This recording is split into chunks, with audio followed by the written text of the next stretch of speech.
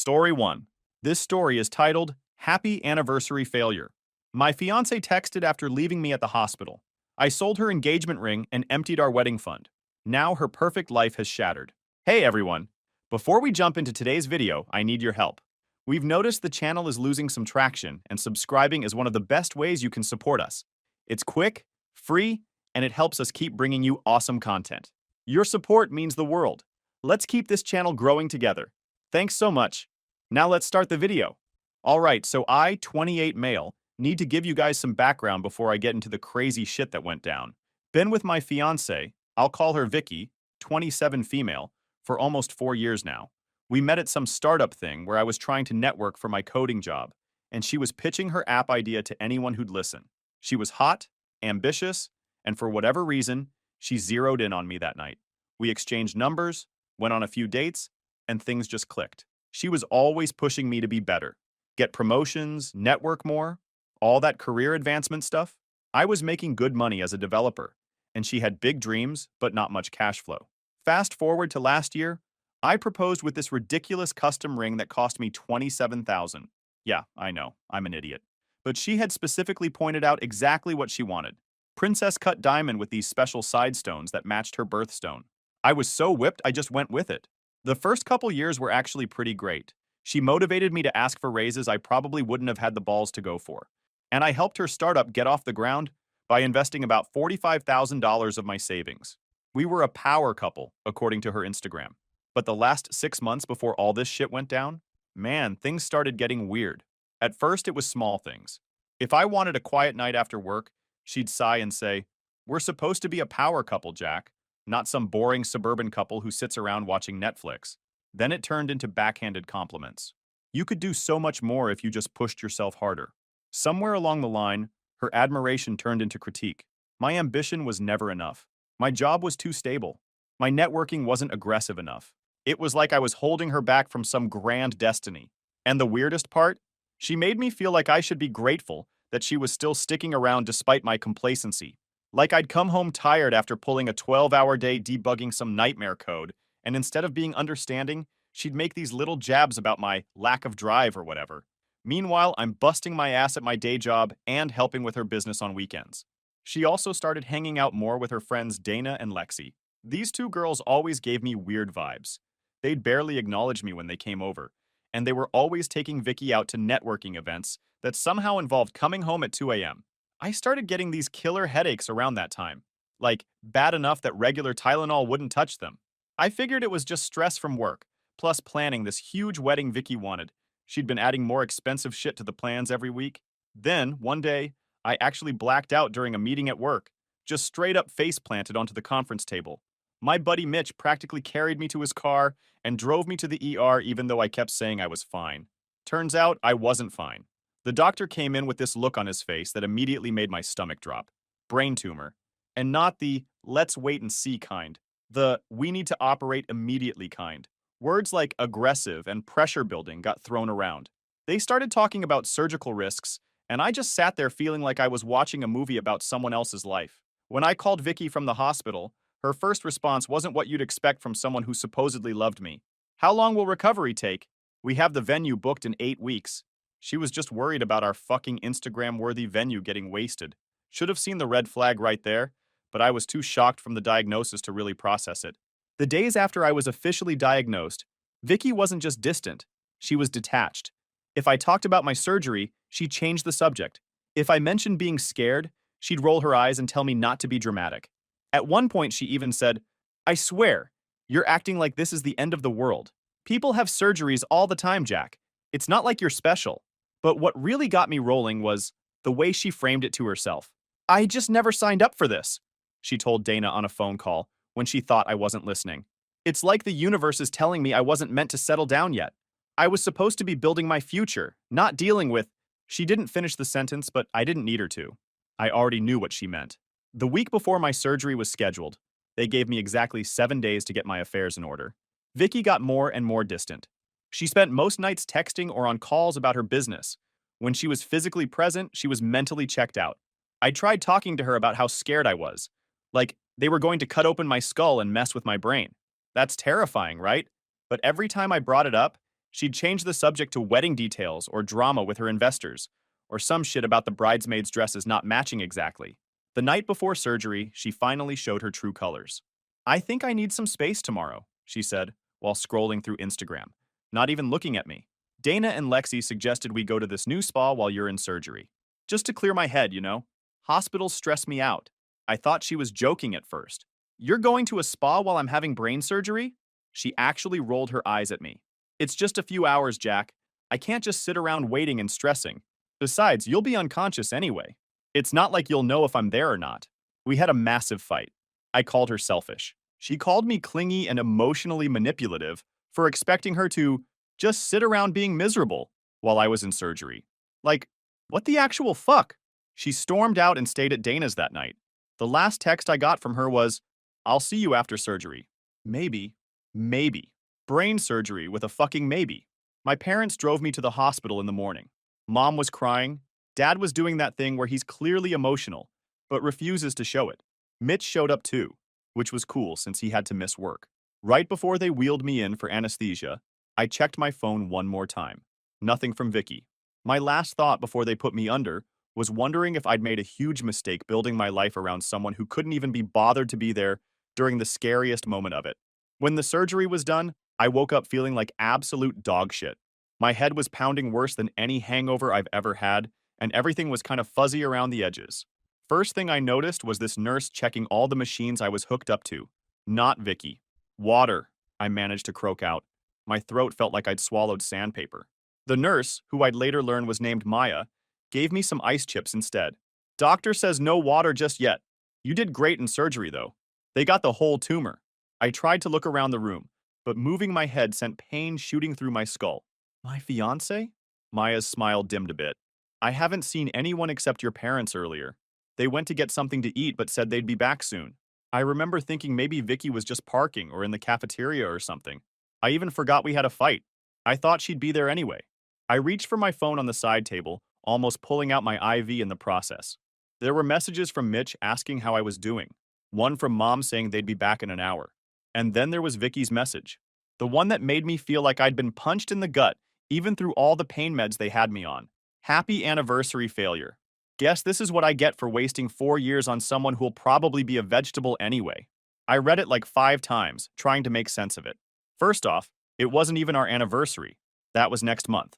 Second, the doctors had said the surgery went well. And third, who the fuck says that to someone who just had brain surgery? I must have made some kind of noise because Maya came back over. Everything okay, honey? She had this concerned look on her face. I don't know why I showed her my phone. Maybe because I needed someone else to confirm I wasn't hallucinating this shit. My fiancé. She won't be coming. Maya read the message and for a second, her professional mask slipped. Oh, I'm so sorry. I tried texting Vicky back. I'm out of surgery. Doctor says they got the whole tumor. In case you give a shit. Looking back at our relationship through this new lens, I started seeing all the signs I'd missed. How she'd been pulling away ever since the diagnosis. The way she'd sigh dramatically whenever I mentioned follow-up appointments. How she'd been making these random withdrawals from our joint account without telling me what they were for. When my parents came back, my mom immediately asked where Vicky was. I couldn't bring myself to show them the text, so I just mumbled something about her not feeling well. Mom looked suspicious but didn't push it. Dad just squeezed my hand. Then my phone buzzed again. Another text from Vicky. Don't expect me to play nurse for you. This isn't what I signed up for. I wanted a husband, not a patient. That's when something inside me just hardened. Like something brittle that had been about to break, suddenly turned to steel instead. This woman had been with me for 4 years. I'd invested $45,000 in her business. Spent $27,000 on a ring she basically designed herself. I'd stayed up countless nights helping her with business plans and spreadsheets. The down payment on our apartment had come mostly from my savings. All those times I'd held her hair back when she got food poisoning or listened to her cry about work stress or family drama. And her response to me having a life-threatening medical emergency was to go to a fucking spa and then text me that I was a failure? I texted back, guess what? I don't expect anything from you anymore. But you might want to check our accounts before you go celebrate your freedom with Dana and Lexi. Then I turned to my parents and told them everything, showed them the texts. Watched my mom's face crumple and my dad get that scary quiet he gets when he's really pissed. They promised to stay with me through recovery. I'm so sorry, sweetheart, Mom kept saying, stroking my hand. Don't be, I said. Better to find out now than after the wedding. Dad nodded grimly. She showed her true colors. Now you can move on. But here's the weirdest part. As I laid there with tubes and wires coming out of me, half my head shaved and stitched up like a baseball, I felt this strange sense of relief. Like maybe getting diagnosed with a brain tumor wasn't the worst thing that happened to me. Maybe it was the thing that saved me from tying myself forever to someone who'd bail at the first sign of trouble. The nurse, Maya, came back to check on me as my parents were leaving for the night. She adjusted my pillows and asked if I needed anything for pain. Just the truth, I said, still feeling loopy from the meds. Did I dodge a bullet? I don't know why I even asked her. She looked confused. With the tumor? The surgeon said they got it all. No, with my fiancé, ex-fiancé, whatever. Maya paused, then gave me a small smile. Speaking as someone who sees a lot of couples during medical crises, yeah, you dodged a armor-piercing round. That made me laugh, which hurt like hell but felt necessary. Thanks for the honesty. Get some rest, she said. Tomorrow's another day. That night, I kept thinking of the red flags I'd ignored. How Vicky always needed to be the center of attention. How she'd get mad if I didn't immediately respond to her texts, but would ignore mine for hours. How she'd roll her eyes whenever I talked about wanting kids someday. The way she'd make little digs about my friends or family. I woke up around 3 a.m. to a nurse, not Maya, checking my vitals. My phone showed 7 missed calls from Vicky. Guess she'd finally checked our accounts. I turned off my phone completely and went back to sleep, feeling like a weight had been lifted despite the tumor they'd just cut out of my head. The next morning, my buddy Mitch came to visit before work. He took one look at me and said, "You look like shit, but at least they didn't have to shave your whole head. Where's Vicky?" I told him the whole story, showed him the texts, watched his face go from shocked to pissed. What the actual fuck, dude? Who does that? Apparently the woman I was going to marry. Mitch shook his head. Man, I never liked her, but I didn't say anything because you seemed happy. Was I, though? I asked, genuinely wondering. I feel like I was just working my ass off trying to make her happy. That's not the same thing, bro. Mitch squeezed my shoulder. So what's the plan now? I smiled for what felt like the first time in days. I already started it, but I need your help with phase 2. And just like that, I started putting my plan into action.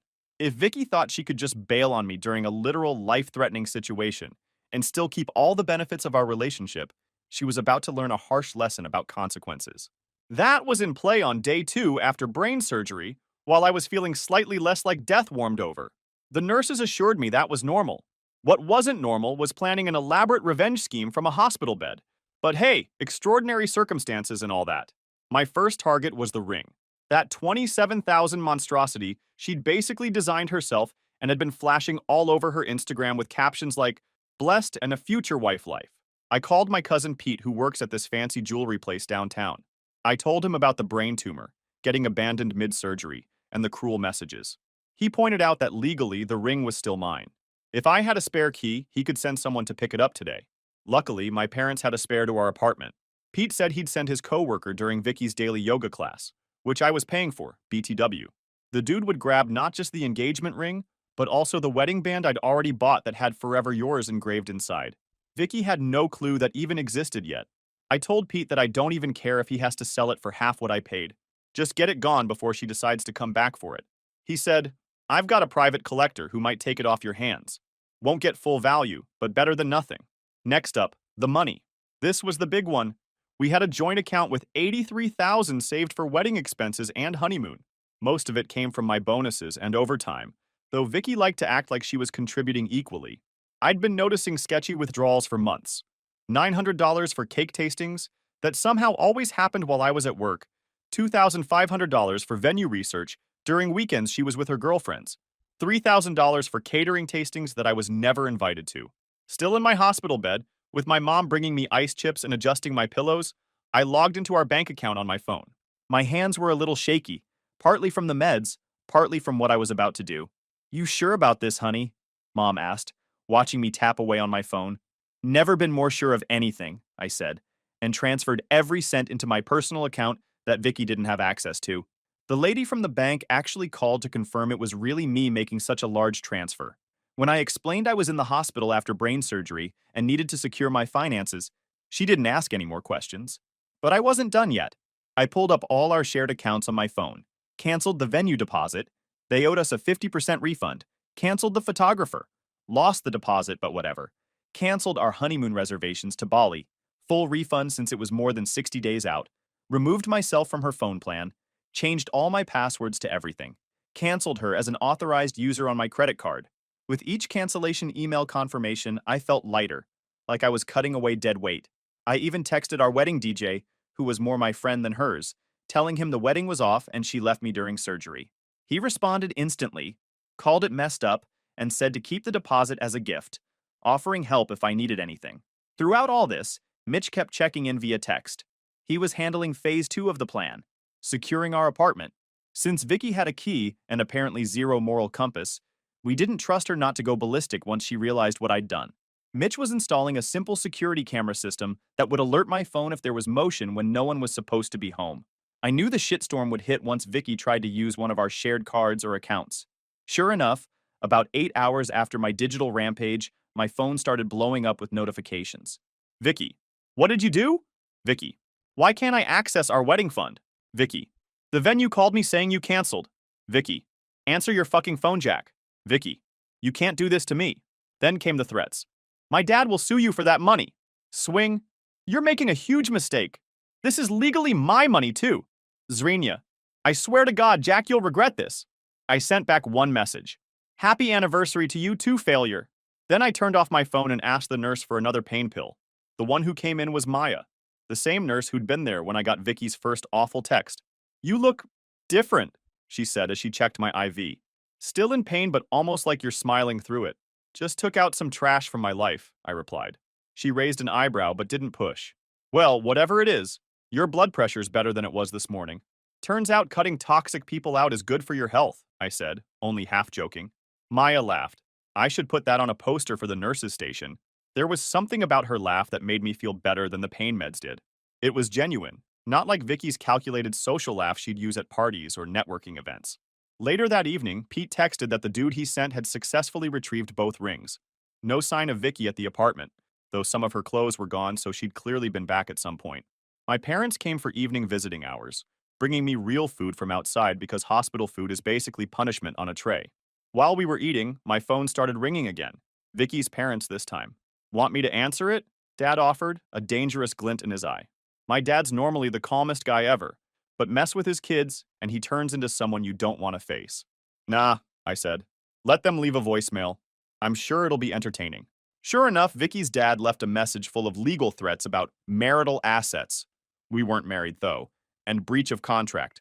There was no contract. My dad, who's not a lawyer but has dealt with enough of them in his construction business, just laughed. Let them try, he said. The money was from your account originally. The ring is legally yours until marriage. They don't have a leg to stand on. That night, as I was drifting off to sleep, my phone buzzed with a text from an unknown number. It was Dana, Vicky's friend. You're breaking her heart. How could you be so cruel? I didn't bother responding. They'd all seen Vicky's perfectly filtered Instagram posts about our engagement and wedding plans.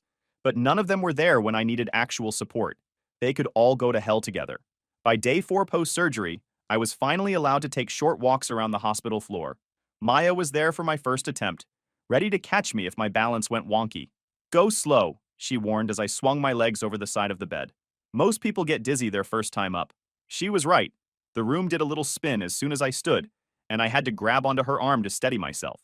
Whoa there, I got you, she said, her grip surprisingly strong for someone so small. Maya was maybe 5 feet 4 inches, with this dark brown hair usually pulled back in a ponytail, green eyes, and a small nose ring that somehow looked professional despite hospital dress codes. Sorry, I mumbled, embarrassed at how weak I felt. Nothing to be sorry for. You literally had your skull opened a few days ago. I'd be worried if you weren't wobbly. We did a slow lap around the nurse's station, me shuffling like an 80-year-old while clutching my IV pole for support. By the time we made it back to my room, I was exhausted, but weirdly proud of myself. Good job, Maya said, helping me back into bed. Same time tomorrow? It's a date, I replied without thinking, then immediately felt my face get hot. I mean, not a date, just you know what? I'm gonna blame that on the brain surgery. Maya laughed. Blame accepted. Get some rest, Jack. Later that day, Vicky finally showed up. I'd been expecting it eventually. She wasn't the type to just silently accept defeat. She breezed in wearing oversized sunglasses and carrying flowers that still had the hospital gift shop price tag on them. Oh my God, baby, you look awful. were her first words to me. Brain surgery will do that, I said flatly. She took off her sunglasses in this dramatic way, and I could see she'd done her makeup to look like she'd been crying, smudged mascara and all. Look, I know you're upset, and I handled things badly. I panicked, okay? Seeing you so sick scared me. I just stared at her. Was she seriously trying to play the victim here? So your solution was to go to a spa during my surgery and then tell me I'd be a vegetable? I didn't mean that. Her voice went up an octave, the way it always did when she was lying. I was just lashing out because I was scared. And what's this about canceling our wedding? And the money? Jack, that's our money. No, it's my money. Money I earned while you were busy spending it on girls' trips disguised as wedding planning. Her face changed then, the vulnerable act dropping. You'll regret this. Daddy's already talking to his lawyer friends. Good luck with that.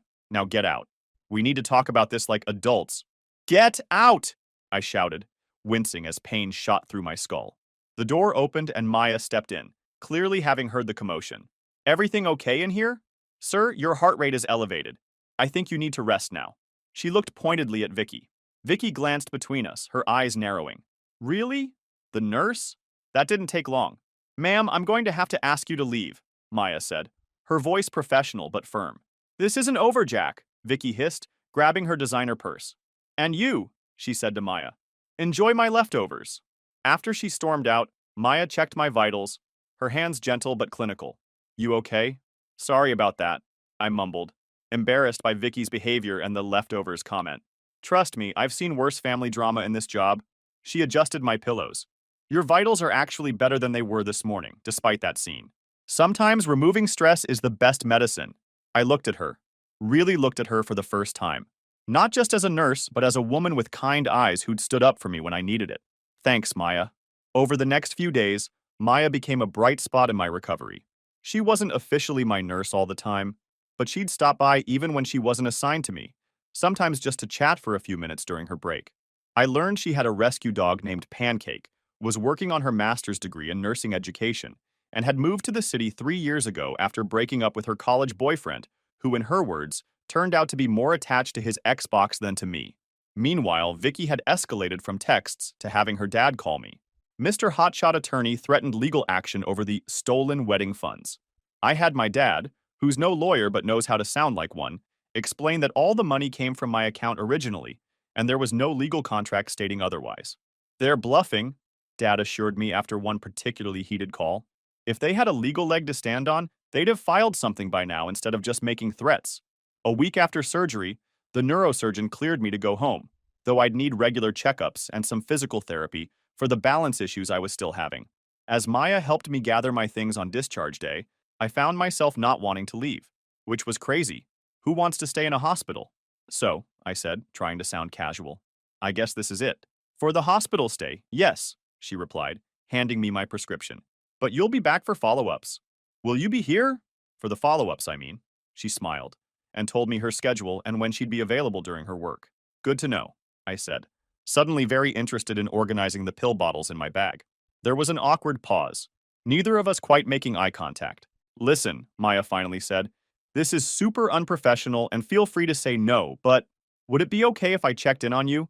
Just to see how you're doing with recovery? My heart did this weird flippy thing that definitely wasn't a surgical complication. You mean like a home visit? No, not officially, just as a friend. She tucked a strand of hair behind her ear, looking unsure for the first time since I'd met her. If you want, no pressure. We exchanged numbers, and as she programmed hers into my phone, I noticed she was blushing slightly. My dad came in with the wheelchair that was hospital policy for discharges, and our moment was broken. As Maya pushed me toward the elevator, she leaned down slightly and whispered, For what it's worth, you're way too good for that ex of yours. And I'm glad the tumor brought you to our floor, even though I wish you never had to go through any of this. I turned to look at her, surprised by the admission. Me too, I said softly. To both parts. The elevator doors opened, breaking the moment. Maya handed me off to a different nurse for the final exit process, giving me a small wave as the doors closed between us. In the car ride home, Dad kept giving me these knowing looks. What? I finally asked. Nothing, he said, smiling. Just thinking maybe some good things can come from bad situations. I rolled my eyes but couldn't help smiling. For the first time since this whole nightmare started, I was actually looking forward to what came next. Coming home was weird as hell. My apartment felt both familiar and strange at the same time. Some of Vicky's stuff was gone, but plenty remained, like she wanted to keep one foot in the door. My parents tried to convince me to stay with them, but I needed to be in my own space. Mitch crashed on my couch the first few nights to make sure I didn't fall and crack my skull open again. Security cameras are all set up, he told me, showing me the app on my phone. Motion alerts will go to both of us. The first few days were rough, mostly sleeping, feeling sick from meds, or battling headaches. On day 3, Maya texted, checking in, and we started talking regularly. At first, it was casual, hospital stories, my recovery, but it soon got deeper. She shared how her parents' divorce pushed her into a helping profession, and I opened up about my upbringing. 2 weeks post-discharge, she asked to stop by.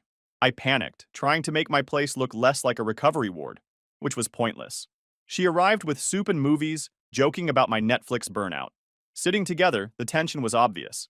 Halfway through a movie, I asked if nurses could date ex-patients. She said yes, then hesitated. Was this dating? I told her I hoped so. She smiled, tucking her hair behind her ear, and our first careful kiss felt more real than anything I'd had with Vicky in years.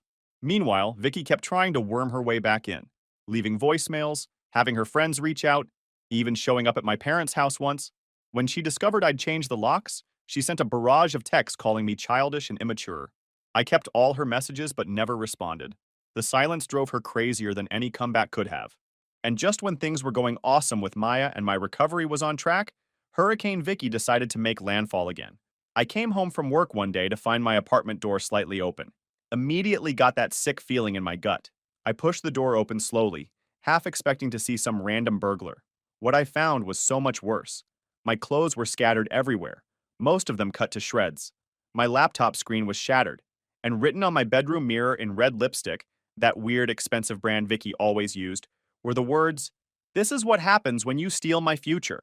I stood there just trying to process what I was seeing when I heard a noise from the kitchen, like something falling. Grabbed a broken lampstand as a weapon and moved toward the sound. Found Vicky and Dana ransacking my kitchen drawers. They were so busy pulling everything out they hadn't even heard me come in. "Looking for something?" I asked, my voice weirdly calm. They both whipped around. Vicky looked absolutely wasted, eyes wild and makeup smeared. Dana just looked terrified. "Where is it?" Vicky demanded, slurring her words. "Where's what? My sanity? You took that a while ago. My grandmother's sapphire. I know you took it out of the ring before you sold it." I almost laughed. "The ring you designed yourself? That never had your grandmother's anything in it? That ring?" Her face got all twisted. "You ruined everything. We were supposed to get married, have the perfect life. You left me during brain surgery," I said quietly. "You called me a failure when I was lying in a hospital bed. And now you break into my home and destroy my stuff? Are you insane?" Dana started tugging on Vicky's arm. "We should go, now." But Vicky was way past rational thought. She came at me, swinging her designer purse like a weapon. I stepped aside and she stumbled, crashing into the counter. "I'm calling the cops," I said, pulling out my phone. "Do it!" she screamed. "I'll tell them you hit me. Who do you think they'll believe?" That's when I remembered the security cameras Mitch had installed. Thank God for paranoid best friends. "I think they'll believe the security footage," I said, pointing to the small camera in the corner of the kitchen. The blood drained from both their faces. I dialed 911 and reported a break-in. Vicky and Dana tried to make a run for it, but my neighbor Todd, cool older dude, retired cop, heard the commotion and blocked the hallway until police arrived like 15 minutes later.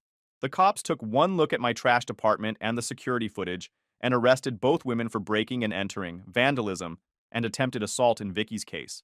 As they were being led away in handcuffs, Vicky kept screaming that I'd ruined her life. Nah, I thought. You did that all by yourself. The aftermath was a huge pain in the ass.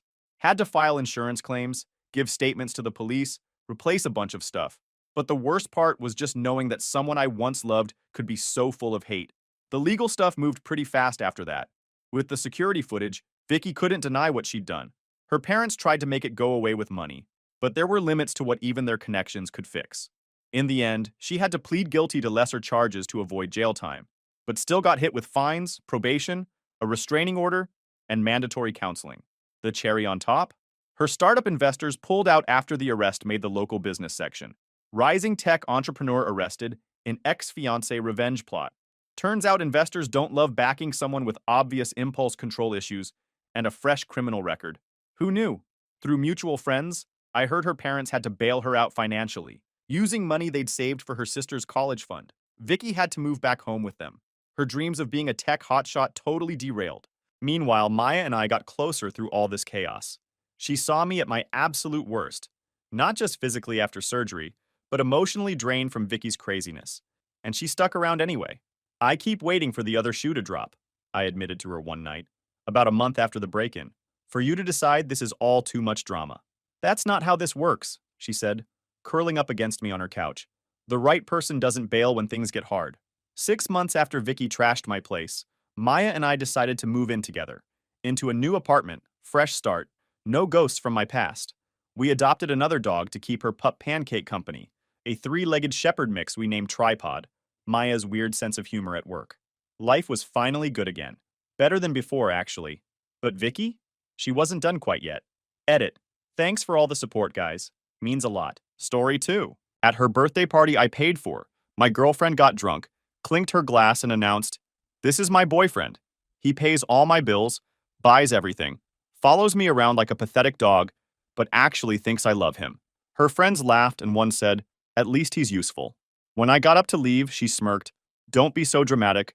We both know you'll come crawling back by tomorrow." Hey everyone! Before we jump into today's video, I need your help. We've noticed the channel is losing some traction, and subscribing is one of the best ways you can support us. It's quick, free, and it helps us keep bringing you awesome content. Your support means the world. Let's keep this channel growing together. Thanks so much. Now let's start the video. Hey Reddit! This is a throwaway for obvious reasons. Never thought I'd be posting in this sub, but here we are. Fair warning, this is long, but I think worth the read if you've ever been taken advantage of by someone who claimed to love you. I've spent the last week trying to process everything that happened, and writing it all out seems like the only way to make sense of it. Maybe it'll help someone else recognize the red flags I missed for so long. I, 36 male, been with Melissa, 32 female, for almost 4 years. Or I should say, was with her. Some background about me. Grew up middle class in Ohio. Dad was a mechanic who taught me the value of working with my hands. Mom worked at the hospital admin office and showed me what real dedication looks like. Learned early that nothing in life comes easy. After high school, went to community college, then state school for construction management, moved to Denver after graduation with basically an old Honda and $600 to my name. Now I run my own construction company. Started as just me and my buddy Todd doing small renovations out of my truck. Now we've got 17 employees and contracts booked 8 months out. We specialize in high-end kitchen remodels and custom outdoor living spaces. Decks, pergolas, outdoor kitchens, that kind of thing. Nothing glamorous about what I do. I still show up to sites with dirt under my nails and sweat through my shirts daily, dealing with permit offices and supply chain headaches.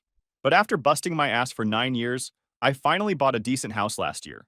3-bedroom ranch on a quarter acre that I've been slowly renovating, have actual money in the bank, and can take a day off without panicking about bills. Melissa worked in pharmaceutical sales. Always looks perfect.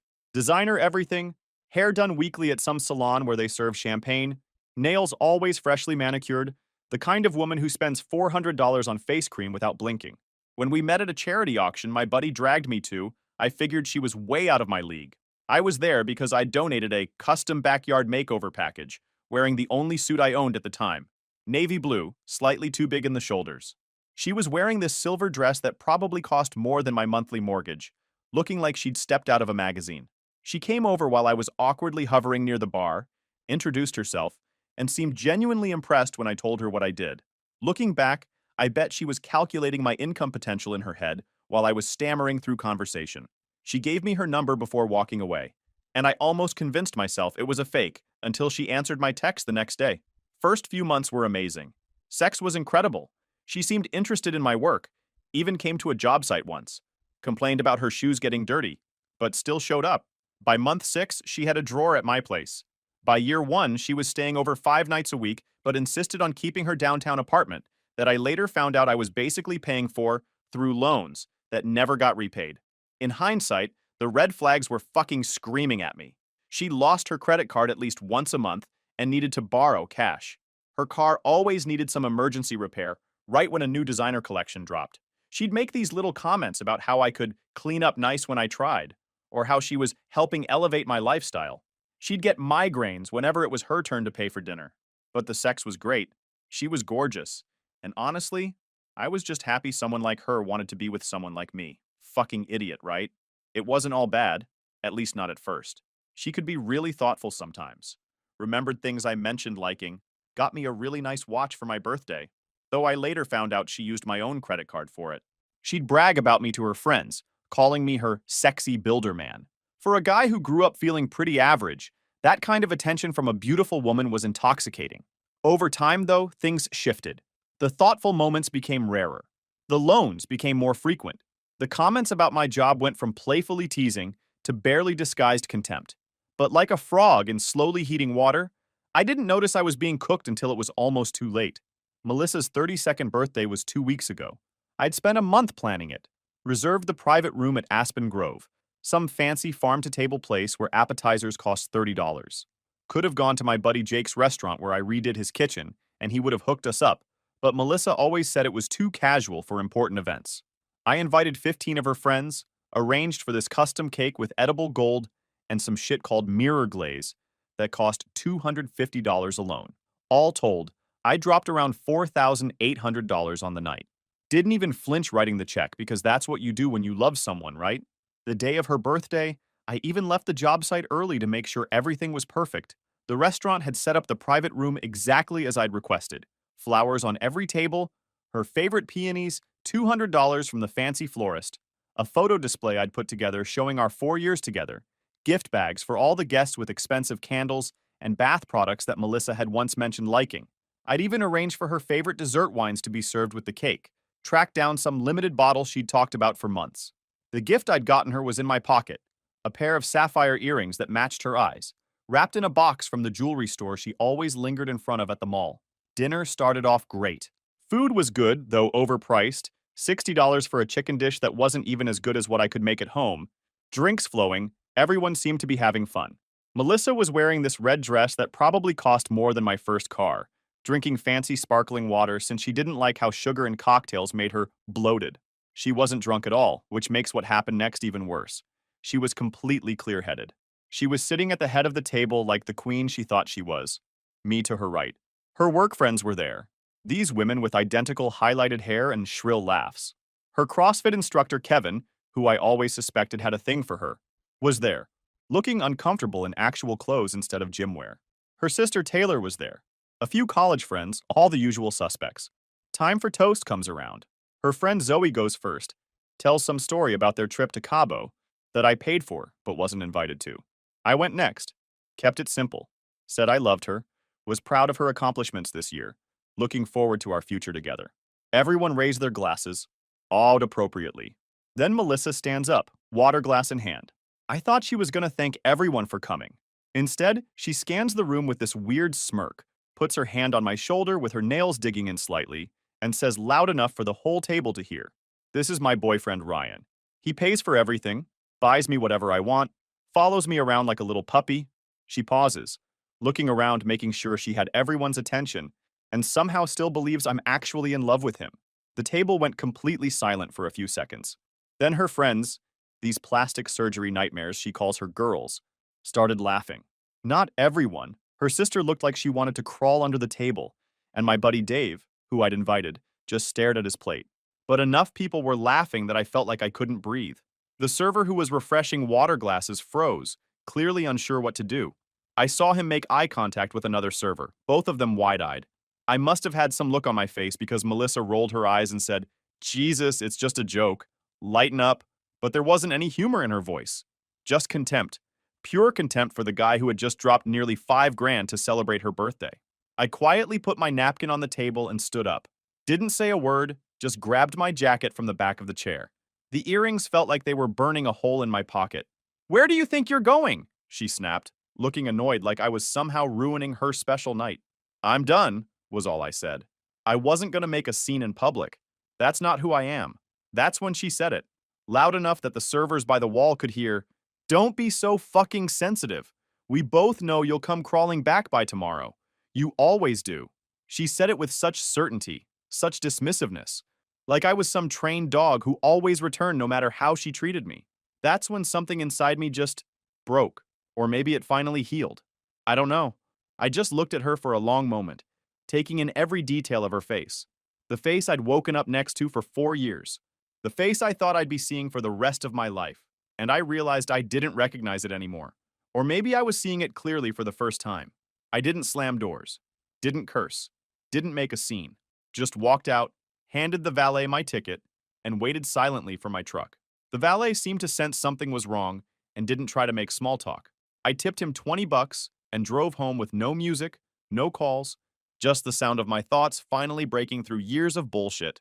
When I got back to my house, the house I'd spent every weekend for months fixing up, with the deck I'd built with my own two hands, and the kitchen I'd renovated myself, I made a cup of coffee and sat out back, staring at the stars.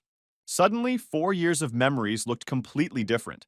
All those times she teased me about my rough hands in front of her friends, how she'd ask me not to mention what I did for work around certain people because they wouldn't understand. The way she'd roll her eyes whenever I talked about a project I was proud of. That time, I overheard her on the phone telling her friend I was not exactly intellectually stimulating, but useful to have around. How she needed new clothes for every event because people notice these things, Ryan. How her girls' trips always seemed to happen when I mentioned wanting to save for something important. The mysterious weekend conferences that she never had paperwork for. How she always kept her phone face down around me. The male co-worker's name that seemed to pop up in conversations, then disappear when I asked questions. I wasn't completely blind. Deep down, I knew she loved my credit card more than me. But I guess I thought eventually she'd see past the money to the guy who worked 60-hour weeks to provide it all. What a fucking joke. My phone started blowing up within an hour. Texts from Melissa ranging from pissed, way to embarrass me on my birthday, to defensive, it was obviously a joke, everyone was laughing, to fake tears, baby please I'm sorry, come back. I scrolled through the messages, feeling strangely detached, like I was reading someone else's drama. I silenced the notifications, but didn't block her. Something told me I should keep evidence of everything in case shit got crazy. I couldn't sleep that night. Kept replaying not just the birthday disaster, but 100 smaller moments that suddenly made sense.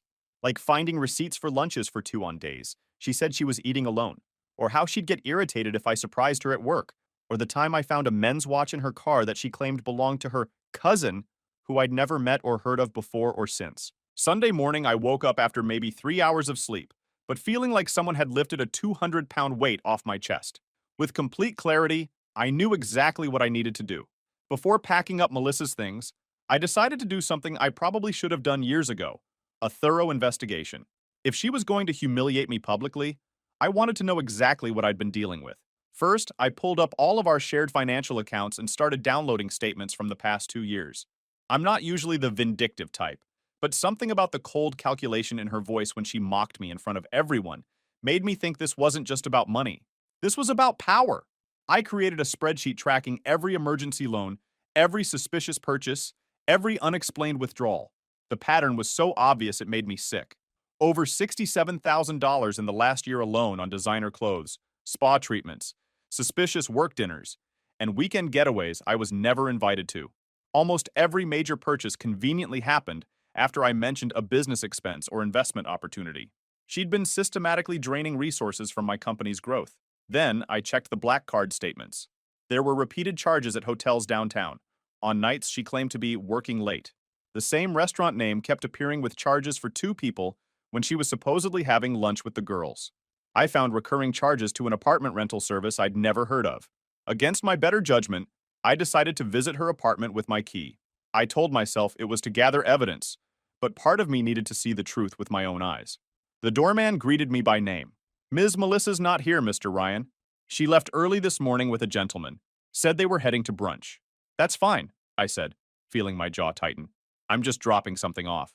Inside her apartment, I found what I'd feared. Men's clothes that weren't mine in the closet. Grooming products I didn't recognize in the bathroom. Photos of her with some guy at what looked like a beach resort. Dated during a week she told me she had a critical training conference in Chicago. I took pictures of everything without touching anything. Not out of respect for her privacy, that ship had sailed, but because I needed evidence that couldn't be disputed. The final nail in the coffin was a journal I found in her nightstand. Normally, I'd never read someone's private thoughts, but my name on the open page caught my eye. Ryan's finally talking about expanding the business. Time to push for that Aspen trip next month. He won't notice the money if I time it right. I photographed several pages where she'd literally documented her manipulation strategies. Act interested in the kitchen project equals new Gucci bag. Pretend to be impressed by client meeting equals weekend at the spa. She'd been playing me like a game all along. As I left, I stopped by the front desk. Quick question. I'm helping Melissa with something. How often does she use the Airbnb listing for her apartment? The doorman looked uncomfortable. I'm not supposed to discuss residence activities, sir. I nodded understanding, then added casually. No problem. Her sister Taylor mentioned it, and I was going to help update the listing photos. His face relaxed. Oh, if you're helping, that's different. It's quite popular. Usually booked 3 or 4 nights a week. The cleaning service comes every morning around 10 o'clock. I thanked him and left, pieces falling into place. She'd been renting out the apartment I was paying for, pocketing the money, and staying at my place for free. The perfect scam. I spent the rest of Sunday gathering all of Melissa's things from around my house. Clothes, makeup, jewelry, the Peloton she used twice, the 6 pairs of designer shoes in my closet, all the expensive face creams and hair products in my bathroom. I packed it all meticulously in boxes, labeling each one with clinical precision. Clothes, bathroom, jewelry, electronics, shoes. It took about 4 hours to find everything. It was amazing how much of her stuff had infiltrated my space, while she still kept her own apartment as a side hustle. I placed her key on top of the jewelry box and loaded it all into my truck. As I was doing a final sweep of the house, I found the birthday card I'd gotten her still sitting on my dresser, never given. Inside was a handwritten note about how much I loved her and a gift certificate for a weekend trip to Santa Fe I'd planned. I tore it all up and threw it in the trash, feeling nothing but relief. Monday morning, I didn't go to her apartment as originally planned. Instead, I went to my lawyer's office with all the evidence I'd collected. James had handled the legal side of my business for years and had become a friend in the process. This is quite a situation, he said, reviewing the photos and financial documentation. What exactly do you want to do here, Ryan? I want to protect myself, my business, and my assets, I said. And I want to make sure she can't spin this into me being the bad guy. James nodded. Smart. First, we document everything formally. Then we create a clean break that's legally sound. No gray areas she can exploit. We spent 3 hours drafting documents. A formal termination of financial support, certified letters to credit card companies removing her as an authorized user, official notices to any shared accounts or services. We even prepared a cease and desist regarding any potential defamation. What about the apartment? I asked. I've been paying her rent for almost 3 years. James thought for a moment. The illegal subletting gives us leverage. If her landlord found out, she'd face eviction and potential legal action for violating the lease terms. I don't want to sink to her level, I said. It's not about revenge, Ryan. It's about protecting yourself from further exploitation. She's shown she's willing to use anything against you. That afternoon, I called the property management company directly. I've been making payments for Unit 1506 for a resident named Melissa Davis, I explained. I need to terminate this arrangement immediately. I understand, sir. We'll need written notice, and I also need to inform you of potential lease violations. The unit has been listed on Airbnb for some time, which I believe violates the terms of her rental agreement. The silence on the other end was telling. That is indeed a serious violation, sir. We'll need to investigate immediately. I have documentation I can provide, I offered. Screenshots of the listing, booking confirmation sent to her email that was accidentally linked to my account, statements showing income from the platform. By Tuesday morning, I had all my ducks in a row. I drove to her apartment building with the boxes and a detailed plan. The same doorman nodded to me as I walked in. Big delivery today, Mr. Ryan. Last delivery, actually, I said. He raised his eyebrows but didn't comment. I used the key one last time and brought up all the boxes, arranging them meticulously in her living room. On top, I placed an envelope containing copies of all the documentation I'd gathered, financial statements highlighting her unauthorized purchases, photos of her apartment being used as an Airbnb, pictures of her with the other man, pages from her journal detailing her manipulation tactics, and a formal letter from my attorney terminating any financial obligations. My note was simple. I'm not crawling back. Everything is documented. Your landlord knows about the Airbnb. The black card is canceled. Any attempt to contact me or damage my reputation will result in all this evidence being shared with everyone who matters. Your choice. I left my key on top of the note and walked out. Felt like 50 pounds lighter just riding down that elevator. The doorman gave me a little salute as I left. Something in his eyes looked like respect. By Tuesday night, all hell broke loose. Melissa must have returned home to find the boxes and documentation because she called me 27 times in the span of 2 hours. I didn't answer. Then the texts started, ranging from rage, "You had no right to go through my things," to panic, "Please don't show anyone those pictures," to desperate bargaining, "I can explain everything. Just give me a chance." I forwarded each message to my lawyer without responding. He advised maintaining complete silence. Let her panic, let her wonder what I might do next. Psychological warfare at its finest. Wednesday morning, I went to work as usual, checked in with all the crews, ordered materials, reviewed blueprints with clients, told my business partner Drew what happened. He just nodded and said, "About fucking time, man. That woman was bleeding you dry. No judgment, no pity party, just truth. This is why I like working with guys who build shit for a living. No bullshit." By Wednesday afternoon, Melissa had gone nuclear on social media, started posting about how some men can't handle strong women, and throwing away 4 years over a joke shows who the real child is. Her friends were commenting with things like, "You deserve better, girl," and "Toxic men can't stand successful women." I just took screenshots of everything without responding. Each post was another nail in her coffin of credibility, if this ever escalated further. She posted a tearful selfie with the caption, "When you give everything to someone and they throw it all away over nothing." The comments were filled with people asking what happened, and her vague responses about men who can't handle being called out. I almost broke and responded publicly with what really happened, but something stopped me. Getting into a social media war wouldn't solve anything. The people who mattered knew the truth. The rest could believe whatever they wanted.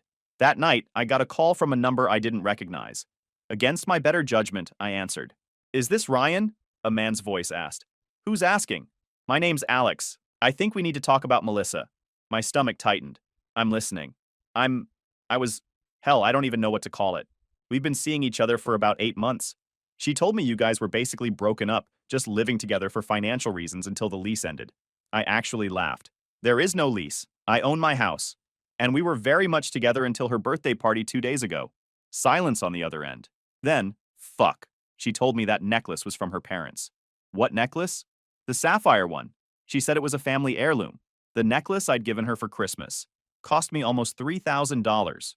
Look, Alex continued, I'm not calling to cause problems. I found your number in her phone while she was in the shower. Some things haven't been adding up, and after what happened yesterday with her landlord calling about the Airbnb violations, I needed to know if I've been played too. Join the club, I said. How'd you meet her? Pharmaceutical conference in Phoenix. I work for a competing company. She approached me at the hotel bar. Same way she'd approached me at the charity auction. Classic predator finding new prey. What's your plan now? I asked.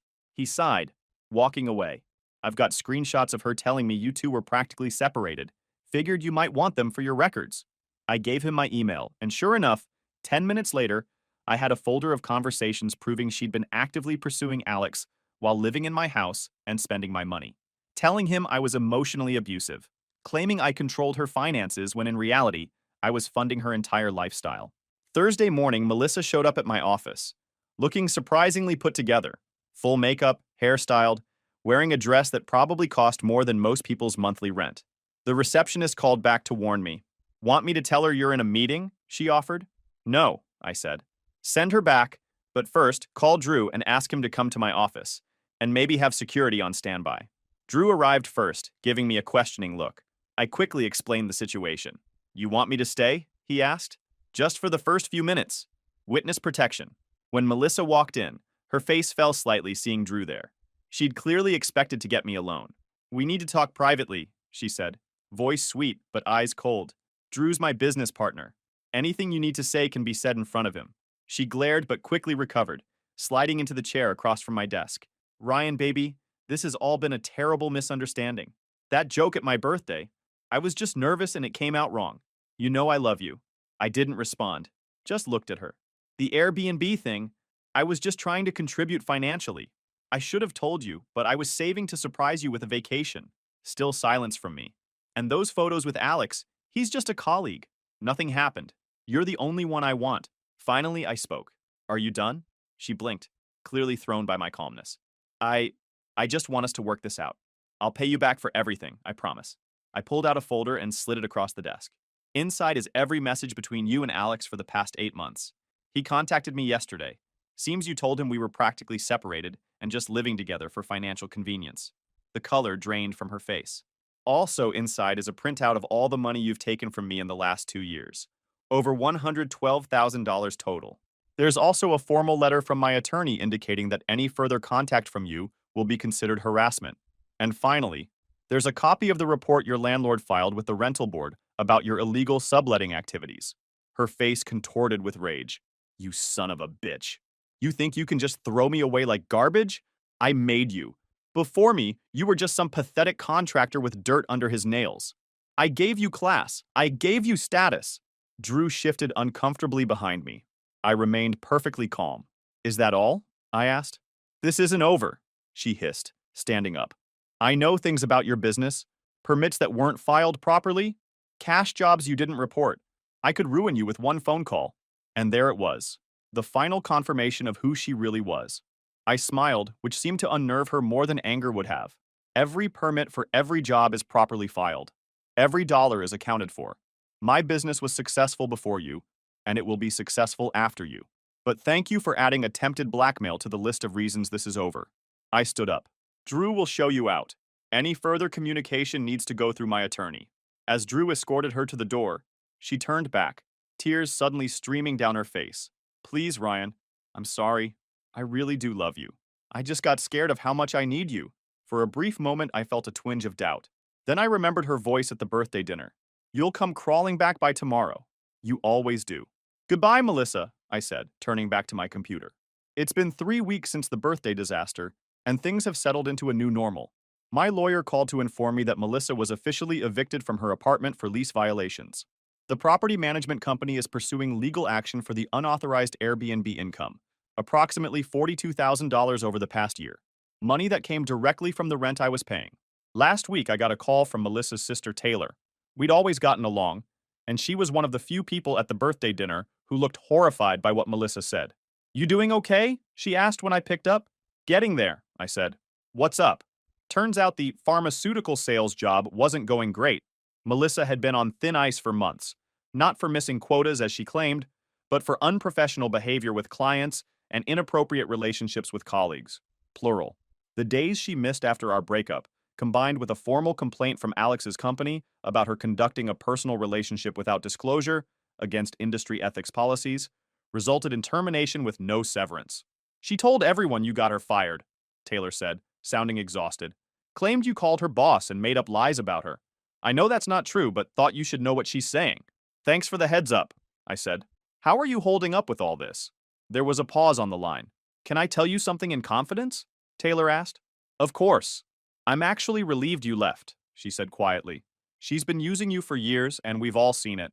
Mom and Dad tried to talk to her about it, but she just throws tantrums. You're a good guy, Ryan. You deserved better than how she treated you. That conversation felt like validation from the most unexpected source. The cherry on top came yesterday. Remember that black card she'd been using? After I canceled it, she apparently tried to use it at Neiman Marcus for a $4,700 shopping spree. When it was declined, she created such a scene that security was called. According to a friend who works there, she was screaming about how the card couldn't possibly be canceled because her boyfriend is too pathetic to stand up to her. All those friends who were laughing at her joke and calling me toxic, not a single one has offered her a place to stay. Not one. Turns out people who bond over materialism aren't big on actual friendship when you can't pick up the tab anymore. The real karma, though? Last week I was meeting with clients at their home about a major renovation project, easily a $200,000 job. As I was walking them through the design plans, the wife kept giving me these strange looks. Finally, she said, I'm sorry, but you look so familiar. Have we met before? I don't think so, I replied, continuing with my presentation. At the end of the meeting, as they were signing the contract, she suddenly exclaimed, Wait, you're Melissa's boyfriend. We were at her birthday party. My stomach dropped. It was one of the women who had laughed at Melissa's joke. I prepared myself for awkwardness, or even for them to back out of the contract. Instead, she looked me straight in the eye and said, What she did was absolutely horrible. My husband and I were mortified. We only laughed because we were so uncomfortable and didn't know what else to do. I've been wanting to apologize ever since. I was speechless. Her husband nodded in agreement. We've known Melissa for years through mutual friends. That night was the last straw for us, too. No one should be treated that way. They not only signed the contract, but referred me to 3 of their friends for similar projects. Sometimes karma works in unexpected ways. The final showdown happened this morning. I was at my new job site, a full home renovation for a tech executive, when Melissa showed up. Looking rough, minimal makeup, hair in a messy ponytail, wearing jeans and a simple blouse. For her, this was practically homeless attire. "Ryan, please," she said, actually crying for real this time. "I've lost everything. My job, my apartment, my friends. I have nowhere to go. My parents won't even let me move back home. They said it's tough love or some bullshit." I continued inspecting the framing work, not even looking at her. "Please, Ryan, I'll do anything. I've learned my lesson. I'll get a real job. I'll contribute. I'll be better. Just please don't leave me like this." I finally looked at her. For a second, I felt bad. Then I remembered her voice. "You'll come crawling back. Looks like you're the one crawling now," I said quietly. "Not a great feeling, is it?" I turned to walk away, then paused. "Oh, and Melissa? That diamond tennis bracelet you lost last year? The one you made me buy a replacement for? I found the original in your makeup bag when I was packing, along with the stolen earrings from Christmas before last, and the missing Cartier watch. Wondering how many other things you lost so I'd buy them twice." The look on her face told me everything. It wasn't just a few items. It was a pattern. "You know what the sad part is?" I continued. "If you'd actually loved me even half as much as you loved my money, I would have given you the world anyway. You didn't have to lie and manipulate, but you couldn't see past the dollar signs to the actual person." As I walked away, my site foreman Carlos came up beside me. "Boss, want me to call security?" I shook my head. "No need. She's leaving." And she did, sobbing all the way to her car, which was making that weird knocking sound again. Funny how it always did that when she wanted something expensive. Carlos just shook his head. "My ex was like that. Users can smell a good man from a mile away." "How'd you get over it?" I asked him. He shrugged. "Time. And finding someone who actually gives a damn about who you are, not what you can give them." Last night I had dinner with this woman named Claire. She owns a small bakery that supplies bread to local restaurants. Met her when she delivered to my buddy Jake's place. She showed up in jeans and a simple sweater, asked about my work, and actually listened to the answer, insisted on splitting the check. After dinner, she invited me to see her bakery kitchen. Not as a pretense, she genuinely wanted to show me the vintage mixer she'd restored herself. Standing there at 11 p.m., watching her get excited about sourdough starters, I realized something. I'd rather have someone who gets excited about making things than someone who only gets excited about buying things. I don't know if anything will happen with Claire, but for the first time in years, I'm not measuring my worth by what I can provide to someone else. My phone still lights up with desperate texts from Melissa, now offering things she'd never do before if I take her back. Each one makes me more certain I made the right call.